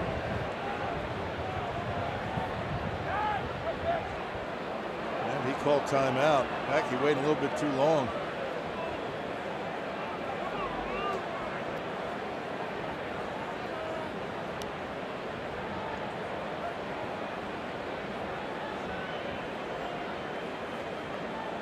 Two the count. Lackey to Shaw. And he got him. Same pitch. This time was able to throw it for a strike. Well, Domingo Santana is coming up. We were talking about Hurricane Irma and how it has affected many of these players. Santana would be one of those. Let's check in for more with Sophia. Yeah, fortunately, it's good news for Domingo Santana and his family. Both his father and his sister live in Charlotte Amalie in St. Thomas, and he said he has been in touch with his sister, who confirmed that both she and his father are okay. And he said it showed me just some devastating images of just his hometown and just from across the island. And he said part of their roof was ripped off of their home, he said, and that's very common across much of that town. And just where the hurricane hit as Irma passed through. He said they're still dealing with some storms and a lot of wind as expected. But he said fortunately he was fortunate that he was able to get in touch with them. Overall good reports. But he said they're not expecting to get electricity back at their home until December. So certainly there's a big struggle ahead of them. Yeah, I tell you, that is so difficult to hear. And I know Domingo's been. You feel helpless when you're over here. You're trying to do a job. You know, you're doing your thing. You're having a great year. You're in a pennant race, and all that's good, but it all comes crashing back to perspective when you know that so many are suffering. Now, Domingo grew up spending half of the year in the Dominican Republic, the other half on the islands, St. Thomas. So that's why he has family on the island of St. Thomas. Santana swing and a miss.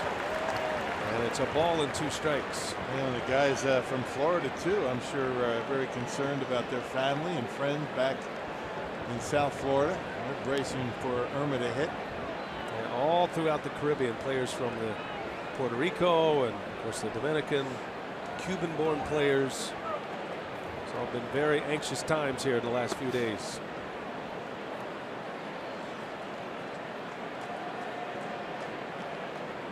A lot of folks, you know, think these guys who go out there and play baseball, they're kind of oblivious to what's going on with the family. They're human. They deal with the same things and struggles with family and friends that everybody else does. And they're expected to just keep on keeping on, and they do for the most part. 2-2 to Santana. 3-2 now. Well, that'll give Walker a head start at first. Brewers scored 2 on a Braun home run in the first inning. Nothing since. Meanwhile, Jimmy Nelson, 5 shutout innings. 3 times he's worked around first and third jams. Here comes the pitch and a swing and a miss. Santana's gone. Lackey strikes out 3 in the 6th after a leadoff walk. He's got 7 now.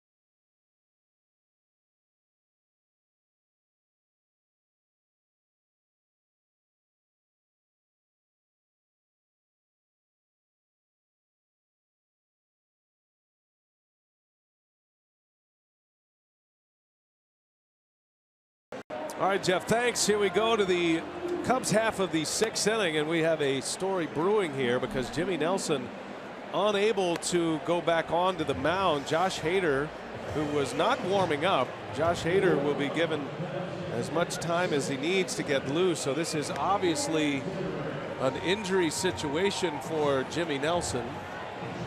Yeah, sliding back into first base. I mean, you can see he jammed his throwing arm into the bag a little bit. He tried to shake it out. And he's thinking about a double, gets back to first base, and watch what he does with the arm. The right arm jams into the bag, either elbow, shoulder, but obviously in pain right there, and trying to shake it out. Didn't look good. He was able to come out and pitch again, but I guess stiffened up. Another good outing for Jimmy. Unfortunately, 5 innings tonight, 4 hits, no runs, and 7 punch-outs. Jimmy ends the game with 199 strikeouts on the season. Well, hopefully this is a precautionary measure on a cool night, and he's got twinge that can quickly heal or won't be serious, but that is a very scary reaction. I was shocked he came back out and pitched as well as he did in the 5th inning, and his stuff looked fine, but unable to continue on here as Josh Hader gets all the time he needs to get loose. He's been fantastic, but he's had a couple of blemishes here in his last 3 outings. Talk about how the game will humble you. Overall, Hader has been one of the great stories of the year for the Brewers on the mound. He last pitched on Wednesday, looked really good after getting beat by Billy Hamilton on a walk-off homer. His previous outing, a couple of strikeouts in an inning of work. Well, he's got a couple of left-handers and a switch hitter coming up. You got Rizzo, the lefty, Zobrist, the switch hitter, and Avila, left-handed. So Craig Counsell elects to go with Hader. Probably going to see him, for multiple innings. We'll see. Well, it continues the theme as Nelson leaves this game of pitchers getting hurt while at the plate or on the bases. Remember Junior Guerra opening day? Strained calf, put him on the DL 6 weeks. And then it was Chase Anderson in Cincinnati in late June, injuring his oblique at the plate. That put him on the DL for 7 weeks. And now Jimmy Nelson, after a base hit off the wall in left field, rounding first, having to hustle back and something tweaked that throwing arm. And he just jammed the arm into the bag, and that's got to be it. You assume that that's what the issue is. He came out and threw, hit a batter, walked a batter, but a scoreless 5th inning. Last thing Craig Counsell wants to have to deal with, and Derek Johnson as well. So now it's up to the bullpen to try to go the rest of the way. 12 outs to get to the finish line. Hader is a pitcher you can use for multiple innings. Although pitcher spot coming up 4th. Well, the Brewers have so many pitchers, right? It's probably at the point where you wouldn't need to do that. With Hader, Barnes, Swarzak, Knebel, if everything stays as is. Yeah, Brewers start the night with 12 pitchers in their bullpen. Yeah, that outing on Monday against Cincinnati, that was the walk-off home run by Billy Hamilton.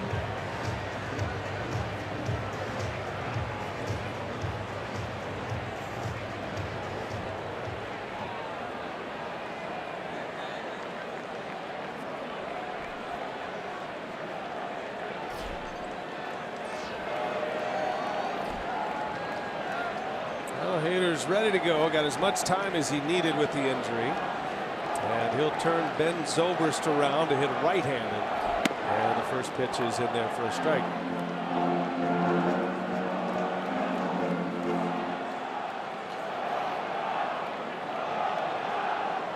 Zobrist had a double off Nelson in the 2nd inning. Yeah, velocity is always interesting to keep an eye on with Josh Hader. And there are times when the velocity is down, 92, 93. Other times, 97 he can hit. It's always a telltale sign for Josh. That was a slider that time.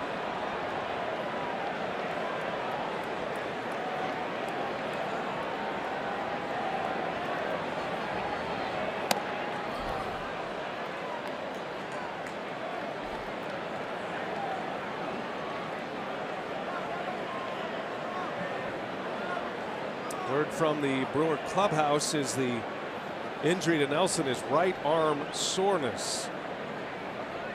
Sounds somewhat more encouraging than what it could have been. That could be anything. Wrist, elbow, shoulder.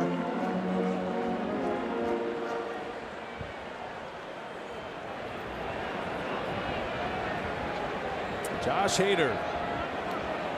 He's got Zobrist, Avila, then Happ, and a swing and a high pop-up. Coming in is Santana. Hader retires his first batter. Hey, MLB.TV, every night, every device. Watch every out-of-market regular season game live.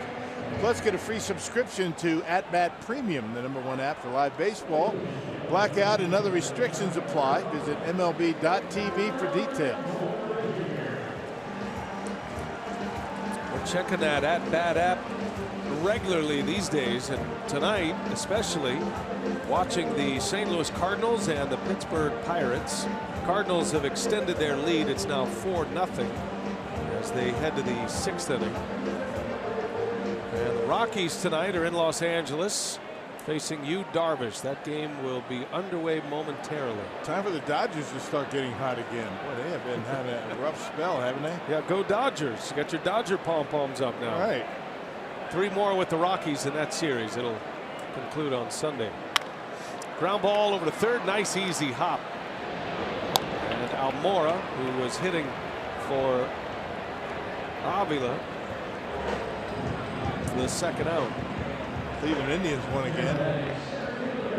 16 in a row. They're chasing the record of 20 straight set by the Oakland A's. Boy, a 16-game winning streak would do wonders for the Brew Crew, would it not? Yeah, you think? 22 to play. Wow. That's playoff bound. Tell you what, That would be something. Here's Ian Happ.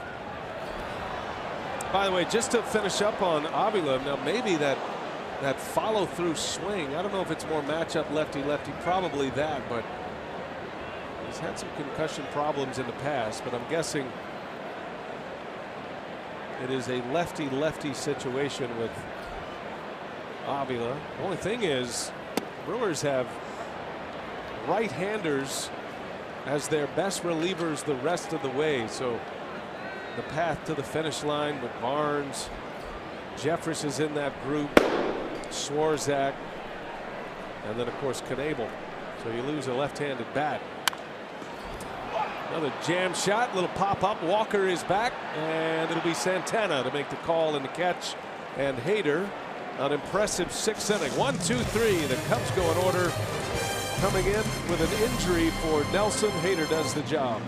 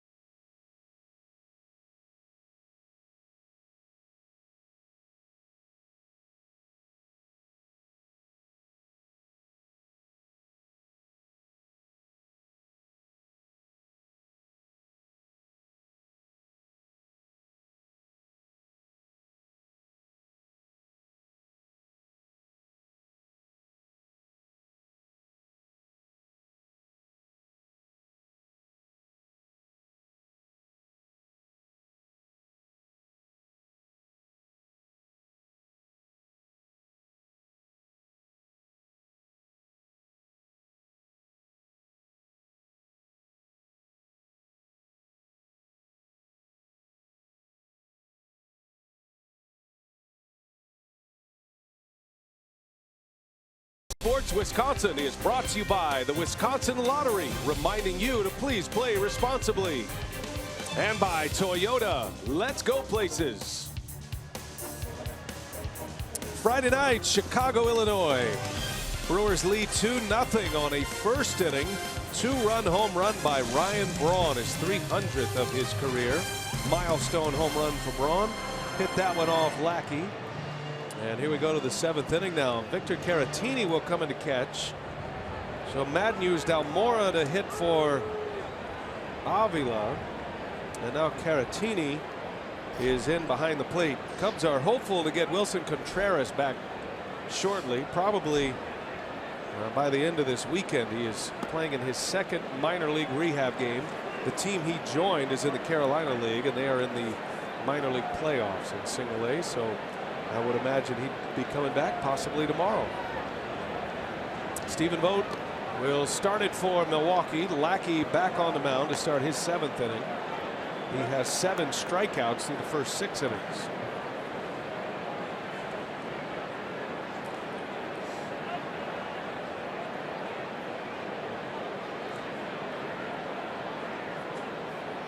Vogt is 0 for 2, and both of his outs have been ground balls to Rizzo at first.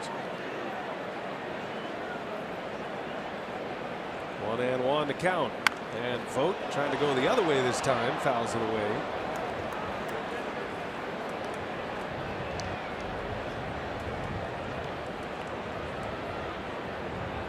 Lackey's streak continues. He has 19 consecutive games of at least 5 innings with fewer than 100 pitches.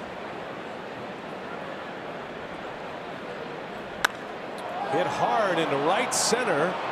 Wind has it, and under it to make the catch is Happ.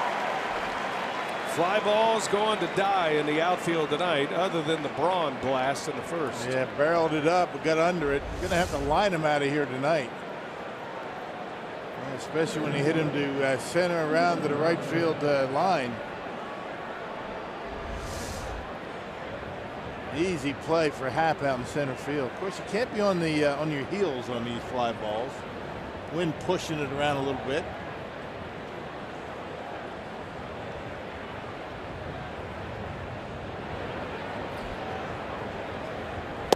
And a swing and a miss from Broxton.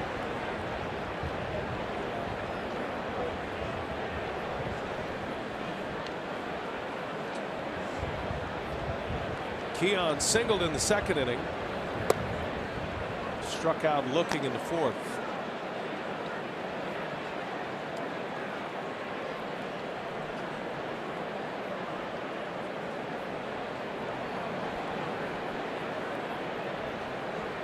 One ball, one strike. Broxton takes a ball.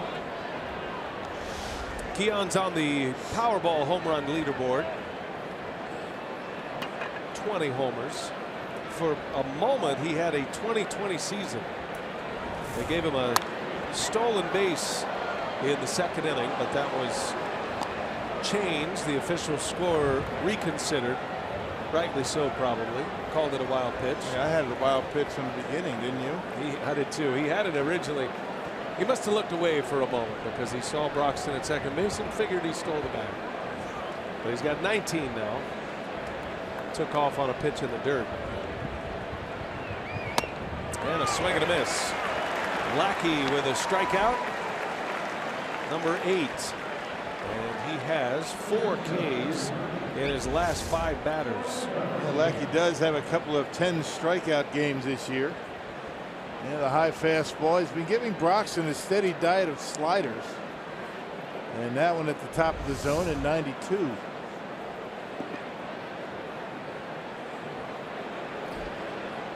How about this? Joe Madden going to walk Arcia. Well, he's trying to do everything he can to get Hader out of the game. Not going to happen. The council's going to let it ride with the hard-throwing left-hander. Well, Josh Hader will get a Wrigley Field at bat. Now Hader has been a starting pitcher in the minor leagues. You start hitting at the AA level. He does have 2 at-bats in the big leagues. Still looking for his first major league hit.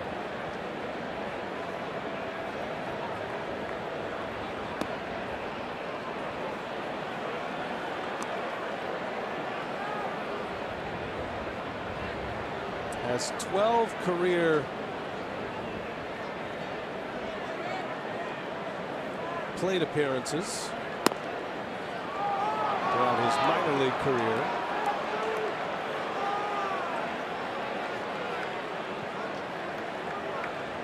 Did have a couple of hits last season in the Brewers minor league system, Biloxi and Colorado Springs. And he takes a strike. The Brewers take a walk here. Yeah, well, the way the Brewer pitchers have been falling while at the plate or running the bases.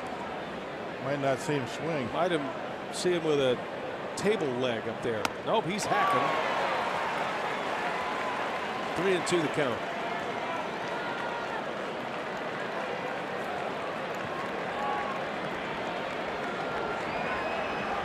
He's got the Bryce Harper hair, maybe not the swing. Runner goes, Arcia, and a swing and a foul. Hader able to stay alive. He's got one of those swing hard case you hit it swings. High leg kick.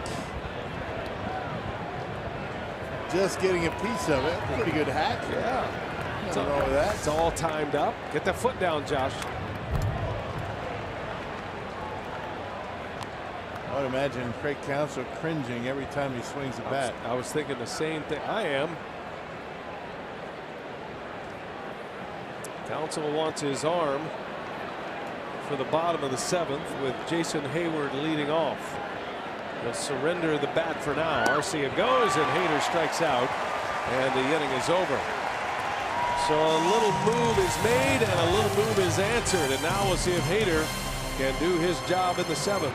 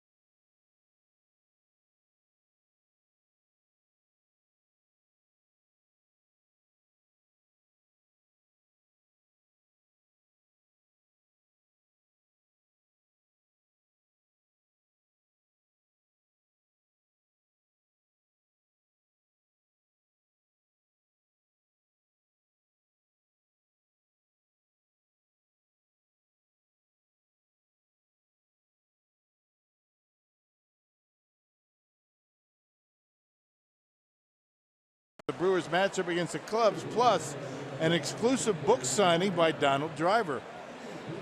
For tickets and details, visit brewers.com/theme nights.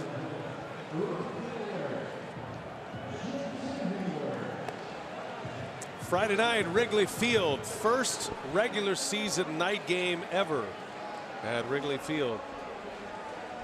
Josh Hader back to work. Jimmy Nelson left this game what they described as right arm soreness. He went 5 innings. Hader worked a scoreless 6th inning, 3 up, 3 down. And he'll have Jason Hayward to start it. Hayward, Baez, and the pitcher spot coming up. Brewers lead 2-0. Ryan Braun 2-run homer in the first is the difference. And Hader deals a strike to Hayward. Manny Pena comes in to catch for the Brewers. Vogt will exit 0 for 3 tonight. Tighten up the defense a little bit, cut down that running game. Well, buckles the knees of Hayward, and Hader's in there with strike 2. Well, he throws that breaking pitch for strikes. I mean, that's going to really make the fastball a little bit more effective.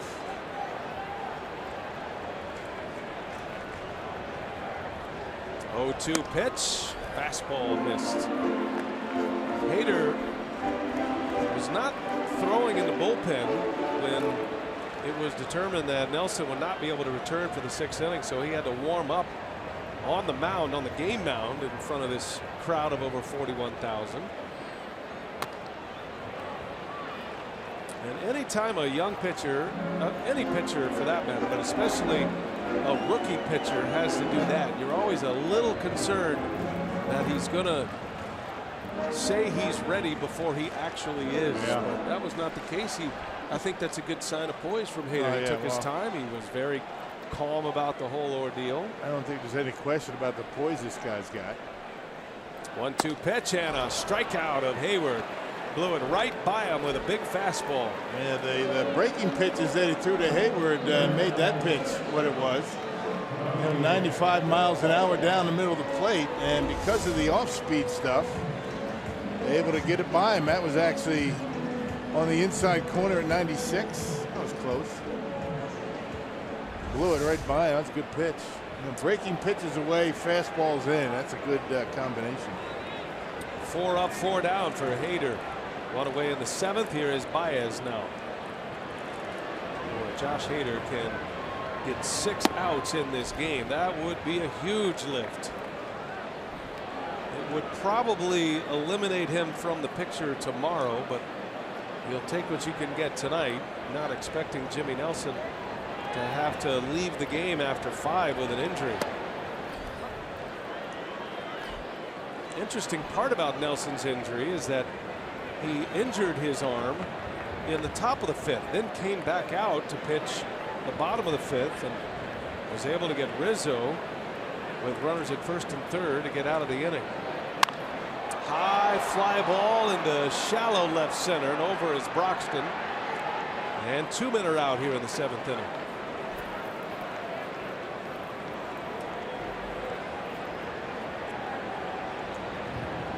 So Baez is retired. 5 in a row for Hader.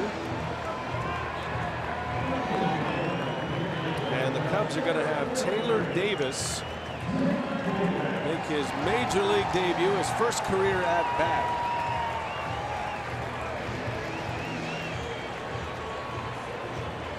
Davis listed as a catcher. Well, they've now used 3 catchers in the game.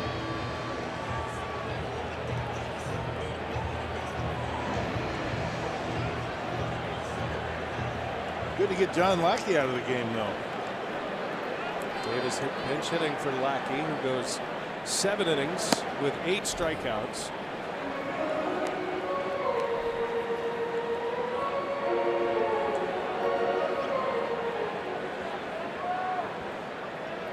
Seven-year-old catcher Taylor Davis spent the year in AAA Iowa in Des Moines, highest level for the Cubs minor league system. Had a good year there, hit .297 in the Pacific Coast League. Big moment for him, one he'll never forget. First game in the big leagues. 0-2 the count. Hader deals it, and it's in the dirt, skips by Pena. This guy's had a long winding road. He's been in the Cubs system since 2011.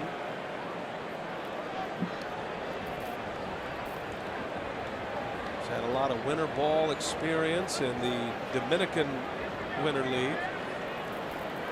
He's been a pretty good hitter in the minor leagues. .284 career batting average. Down he goes. Big swing.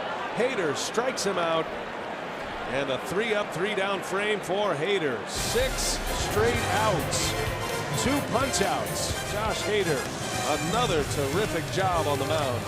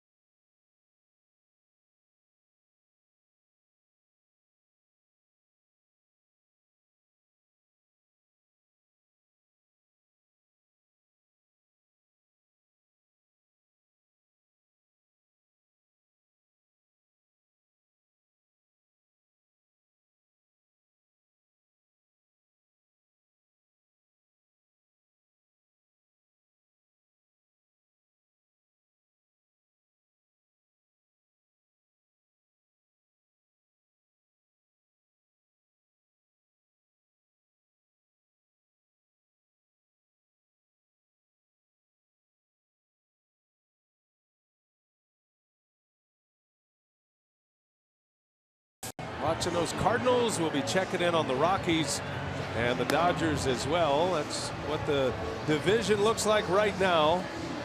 Brewers, Cardinals are 5 back, identical records, and each trying to pick up a game on the division leaders tonight. Brian Dunsing is the new Chicago pitcher.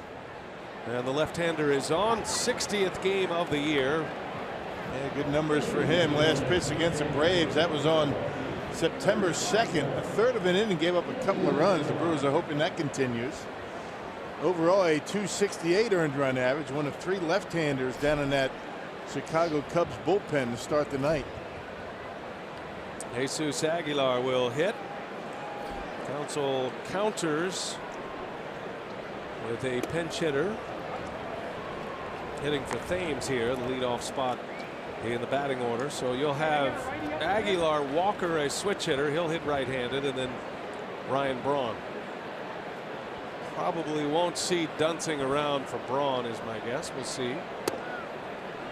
Joe Madden has an arsenal of relievers at his disposal, and managers love using these bullpens in September. Yeah, Brewers have 12 to start the game. The Cubs 11 relievers. Aguilar has been the Brewers' best pinch hitter this season. He's hit for average, he's hit for power. He's had 3 pinch hit home runs this year. Has 15 hits as a pinch hitter, 3rd in the National League. 2-1, and he hits a rocket into center field. Happ is over and makes the catch. That was an excellent play by Happ. Even Aguilar acknowledged that play. Well, playing deep, he goes over, and I don't think the wind had anything to do with that. I mean, it was hit a line drive. No real effect of wind on that. That was just a nice running catch out in the gap. And Aguilar hits this one, barrels it up, and Happ runs it down. Took up some sod with him on the way over. Yeah, hit the knee and replace your divots. It's a good play. Happ, remember, he's been an infielder, second baseman. Makes a nice catch as a center fielder. One away. Here's Neil Walker. Yeah, both teams are going to have the top of their orders up in the 8th inning here. Yeah, Brewers and Cubs. Could be Dunsing's last hitter as Walker takes a strike. Victor Rondon is the Cubs reliever, getting loose under the watchful eye of Lester Strode.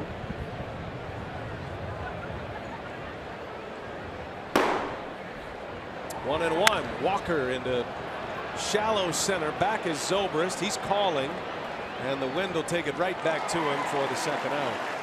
And now we'll see if Madden makes a move. There are 2 outs with nobody on. Can't imagine he wouldn't.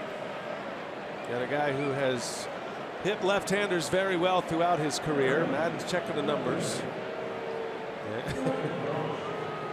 Well, he's thinking about letting it ride. And Ryan Braun just kind of apologized to the home plate umpire, Jerry Meals. Remember, he was squawking about that 3rd strike that was called. He went back into the clubhouse, realized it was a strike. Yeah.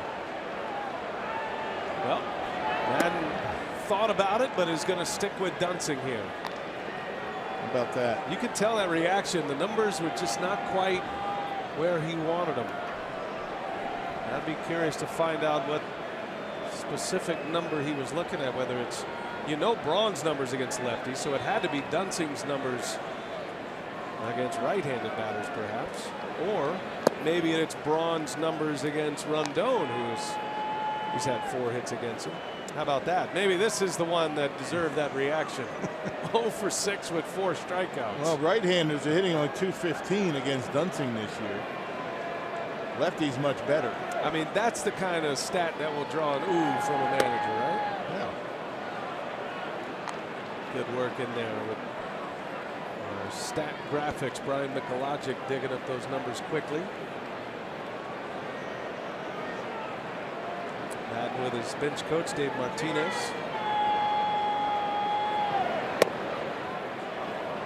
And Dunsing promptly walks him.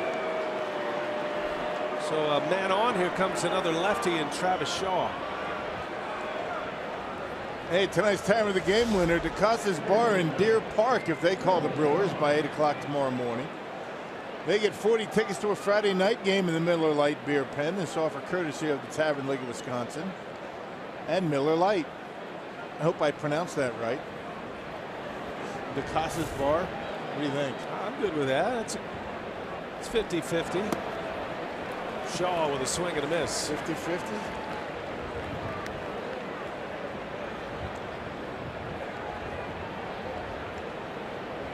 You're usually right on the money with those, Rock.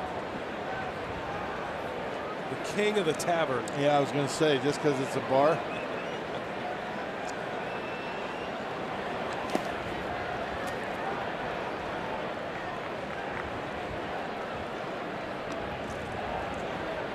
Caratini, one of the 3 catchers that have been used tonight.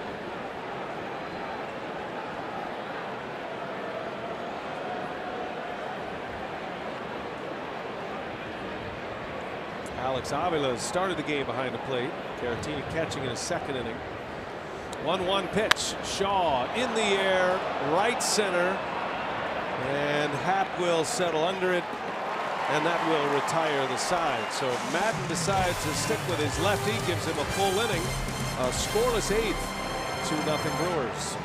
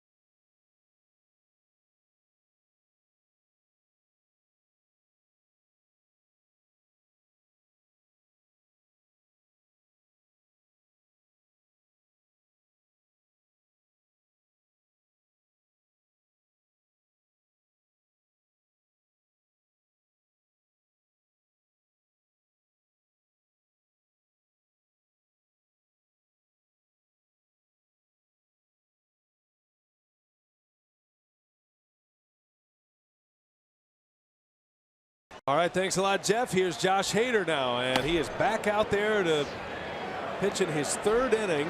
John Jay leads off. Lefty, right, lefty coming up. And Jay, defensive swing. 1 ball, 1 strike. Aguilar stays in the game to play first base. We'll see if this is going to be for 1 batter only. Sogard, by the way, is in to play 2nd. So Walker, Thames out, Vogt is out. Those are the 3 starters. Sogard gives a little bit more range out there at 2nd base. 2-1 to Jay, and that one misses inside, ball 3. 3 times this year Hader has gone 3 innings. One of those against the Chicago Cubs back on July 29th. He went 3 scoreless innings with only 1 hit. And he starts the inning with a walk. He didn't miss by much, but Jay is aboard. And the tying run will bat. And decision time for Counsell. Swarzak is loose, and Counsell is on his way out. So the former White Sox, Anthony Swarzak, will step in to the Wrigley Field madness with Chris Bryant coming up. Great work by Hader.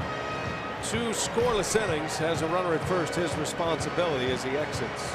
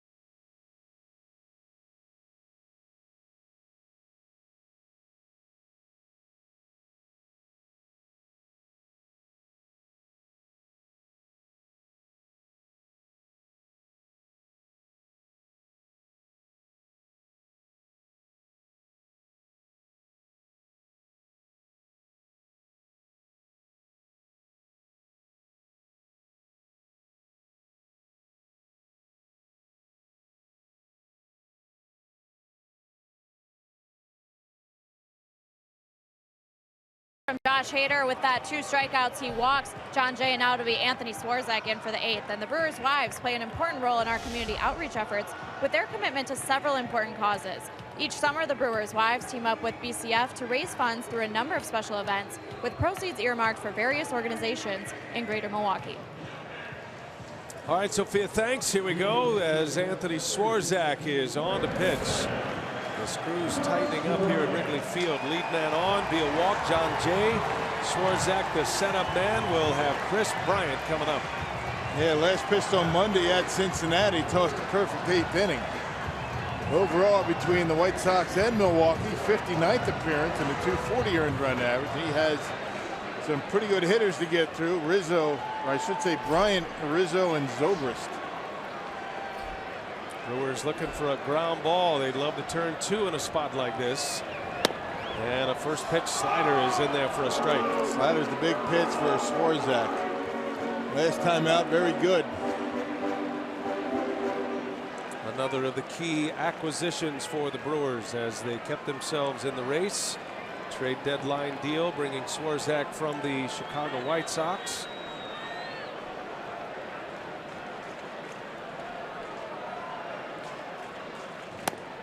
Brewers traded a young outfielder, Ryan Cordell, who they just acquired from the Rangers in the Lucroy deal last year. Wasn't a Brewer long. Swarzak will be a free agent at season's end. He's 31 years of age. He's in a big spot. And Brian has a big hole between first and second. Really nobody over there. 1 ball, 1 strike. Bryant, big swing. He fouls it back. High fastball from Swarzak. I imagine in this situation, Brian not interested in just kind of punching one in the right field. He's looking to hit one hard. Looking to pull in these situations. Still a lot of room over there. He's already used that hole once. That was his single off Nelson in the 3rd inning. Nelson actually jammed him with a big fastball, and he just muscled one through that vacated hole. See what Swarzak does here. 1-2 the count. And that one misses away. 2-2 now. Yeah, pretty good pitch. I think Swarzak wanted it. Either that, he was upset that he left it up in the zone.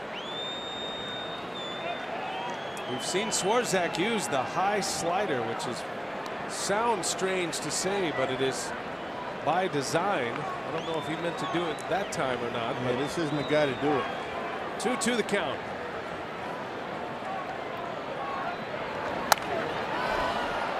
Came back with the fastball, jammed him.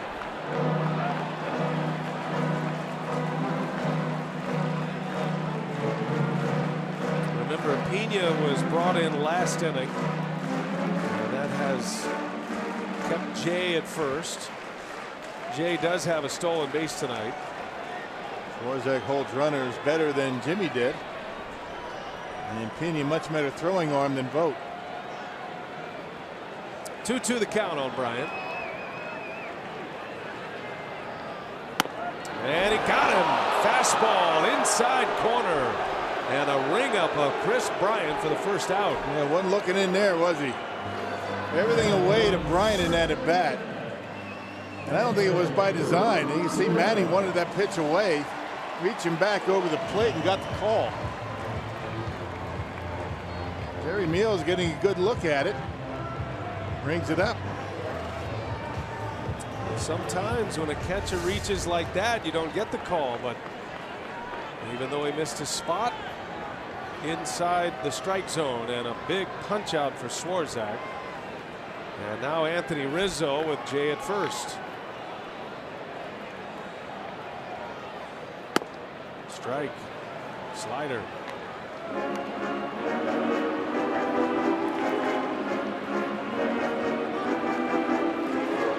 Looking ahead to the Brewer ninth. They will have Santana, Pena, and then Broxton due up.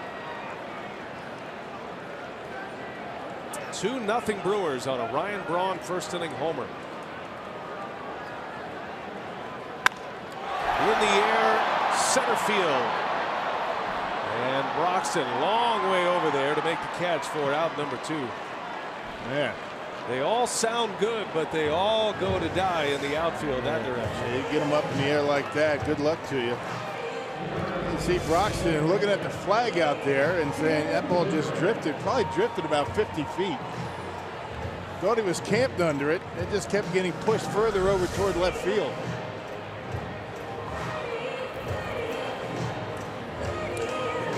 Broxton is fully engaged in his outfield play tonight. He has been very busy. He and Happ. Telling Santana, you better not catch anything on your heels.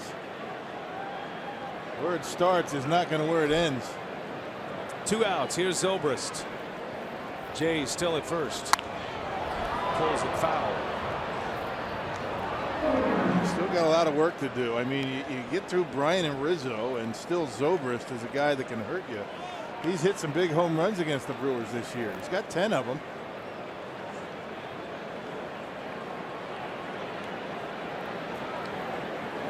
Had a double off Nelson in the second inning, his first at bat. Slapped one inside the bag at third, down the left field line.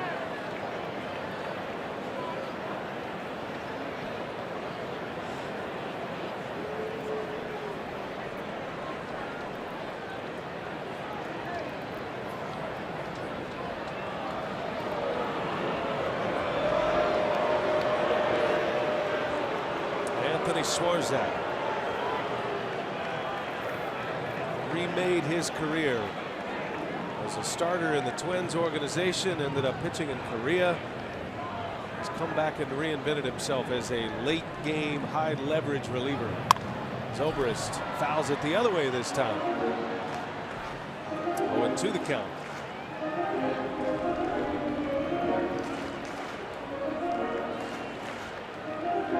Couple of hits, including a home run against Swarzak.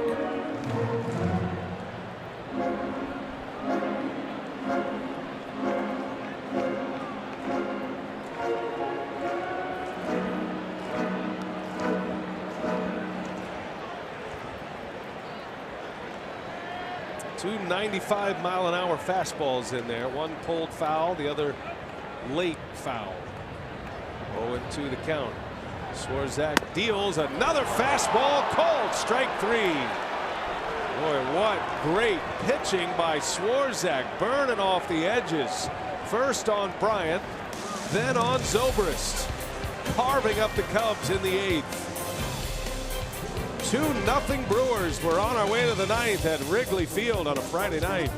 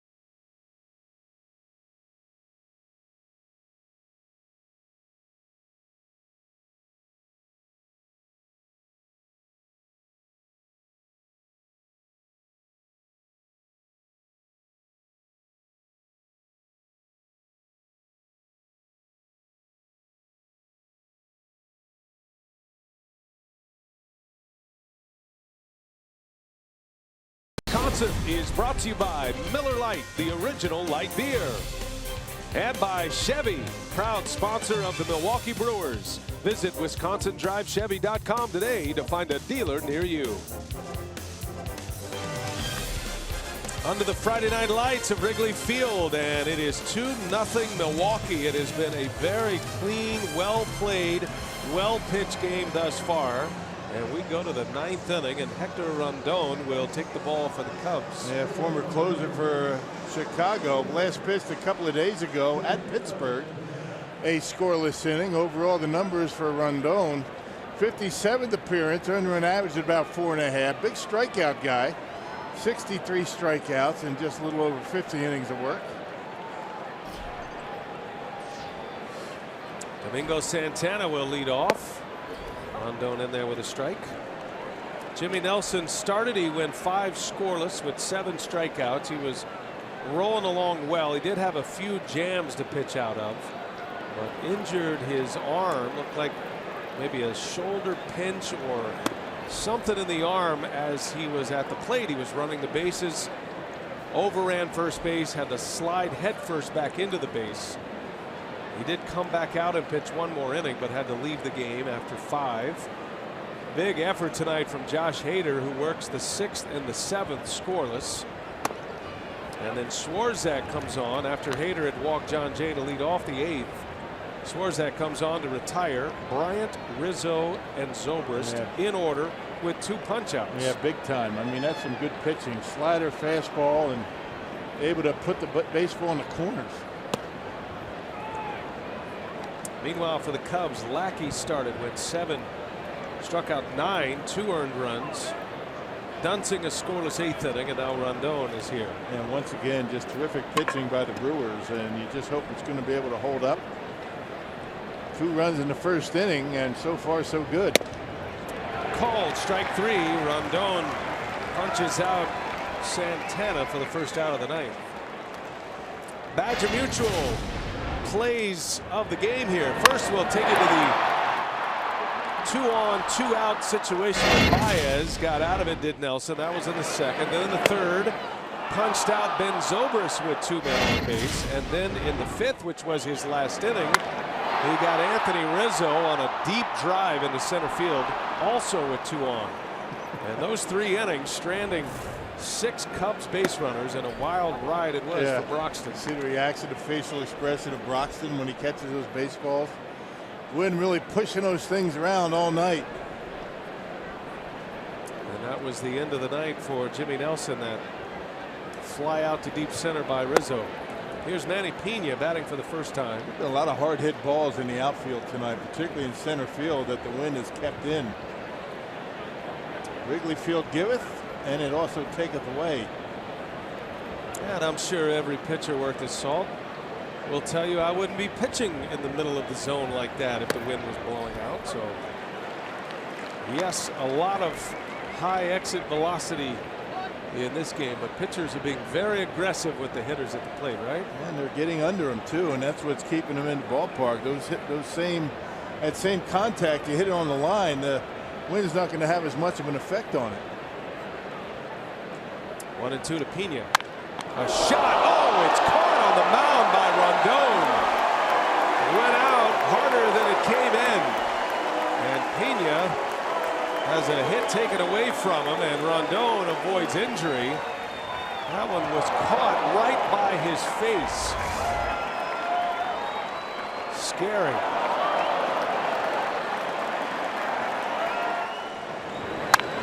Oh my goodness. Man, no kidding.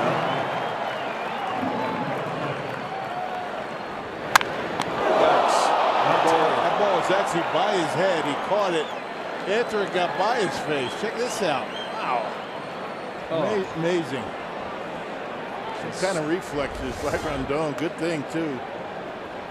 Well, that could have been a very serious injury. Also could have been a base hit if it goes through it. Came off the bat of Pena at 97 miles an hour. Pitch came in at 96. 2 outs now for Rondon. Here's Keon Broxton.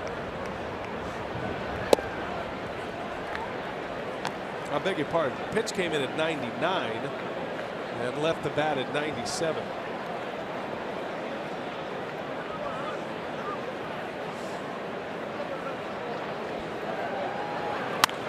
Roxon fouls it away. 1 ball, 1 strike on Keon.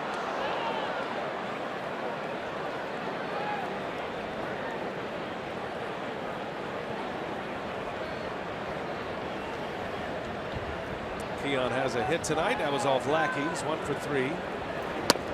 And a strike in there. 1 and 2. Corey Knebel getting ready for the 9th inning. He'll try to close it down.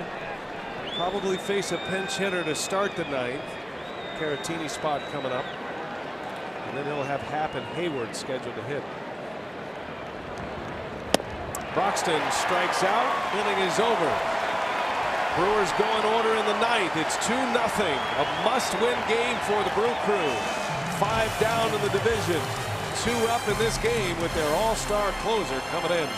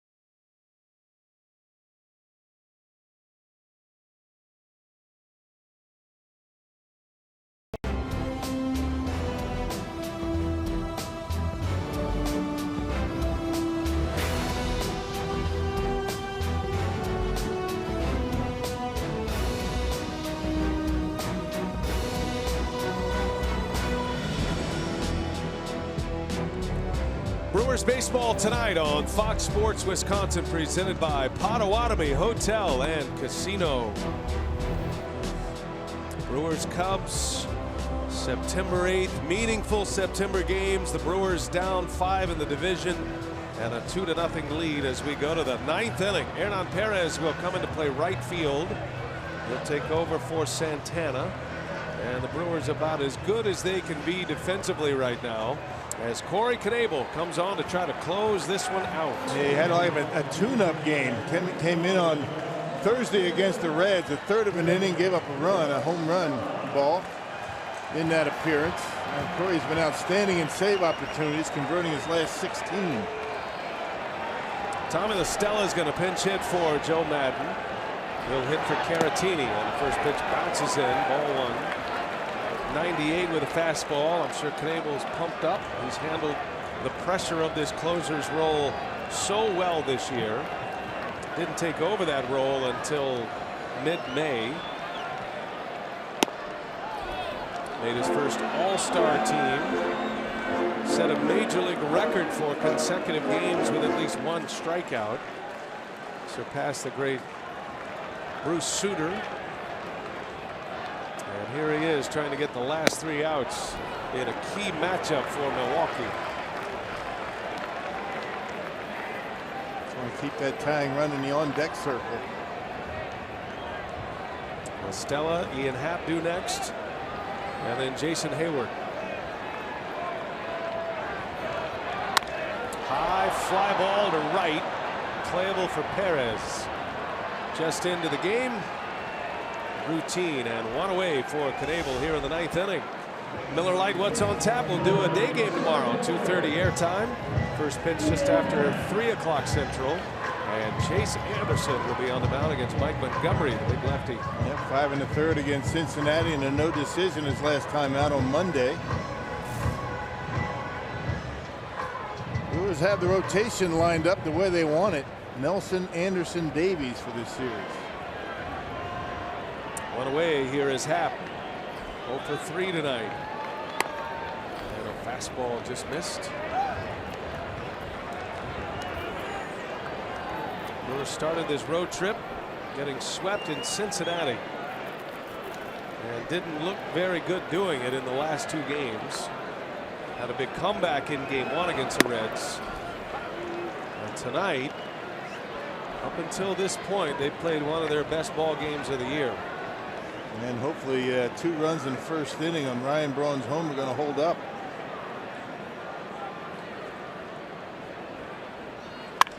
There's a drive in the center field. Broxton on the run is there. Keon Broxton makes the catch. 2 men are out. Happ put a charge into it, but yet another one hit hard ends up as an out in deep center. And not sure if the wind had any effect on that. It was hit so low, but Keon Broxton got a great jump on this baseball. He's playing deep. He just has to go over, back a little bit, makes it easy.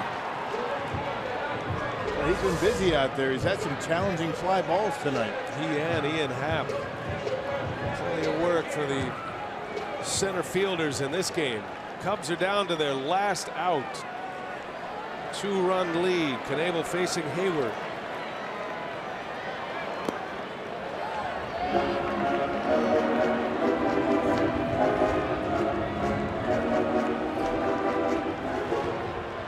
Only Ryan Braun has defied the Wrigley Field winds tonight. First inning, he charged one through that strong breeze blowing in for his 300th career home run, and that's been the difference in the game.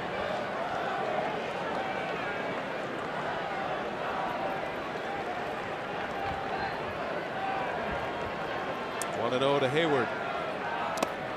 2-0 now. You got a big power hitter coming up next. Yeah, he's looking to hit home runs every swing he takes. No walks here. Make him hit his way on. He's a guy who can hit one out even in this wind. Don't take any chances. 2-0 to Hayward. Right down Hart. Hit the edge. 99 with a fastball on the corner. How about that? Yeah, you got to put it on the tee here. I mean, you just can't walk anybody. Yeah, that's perfect right on the corner. Big velocity.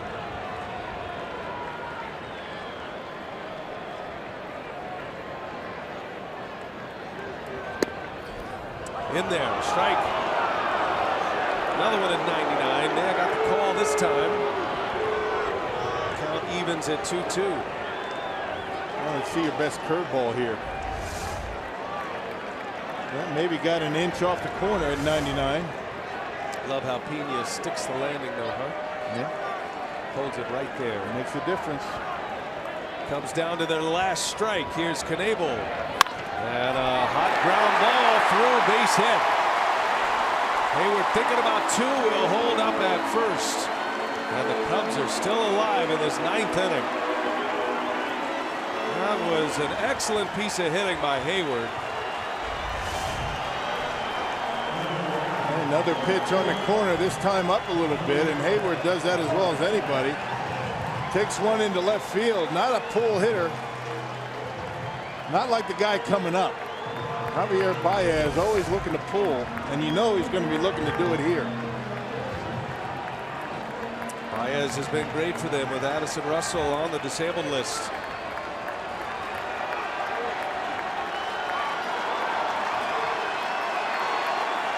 Tying run at the plate. 41,000 on their feet. Strike. That's the old equalizer right there to this guy. He is looking fastball, and he will take a big hack if he gets one. The numbers against Knebel, small sample size, but he does have a hit. Brewers are not bothering to hold Hayward on here. Matter of fact, they've got Aguilar trying to cover the hole.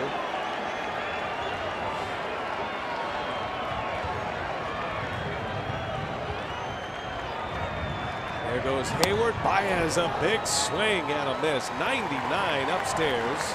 That's the way you want to go, upstairs with that. Don't leave it down in the zone. Yeah, maybe bounce a couple of curveballs here, see if you get him to chase.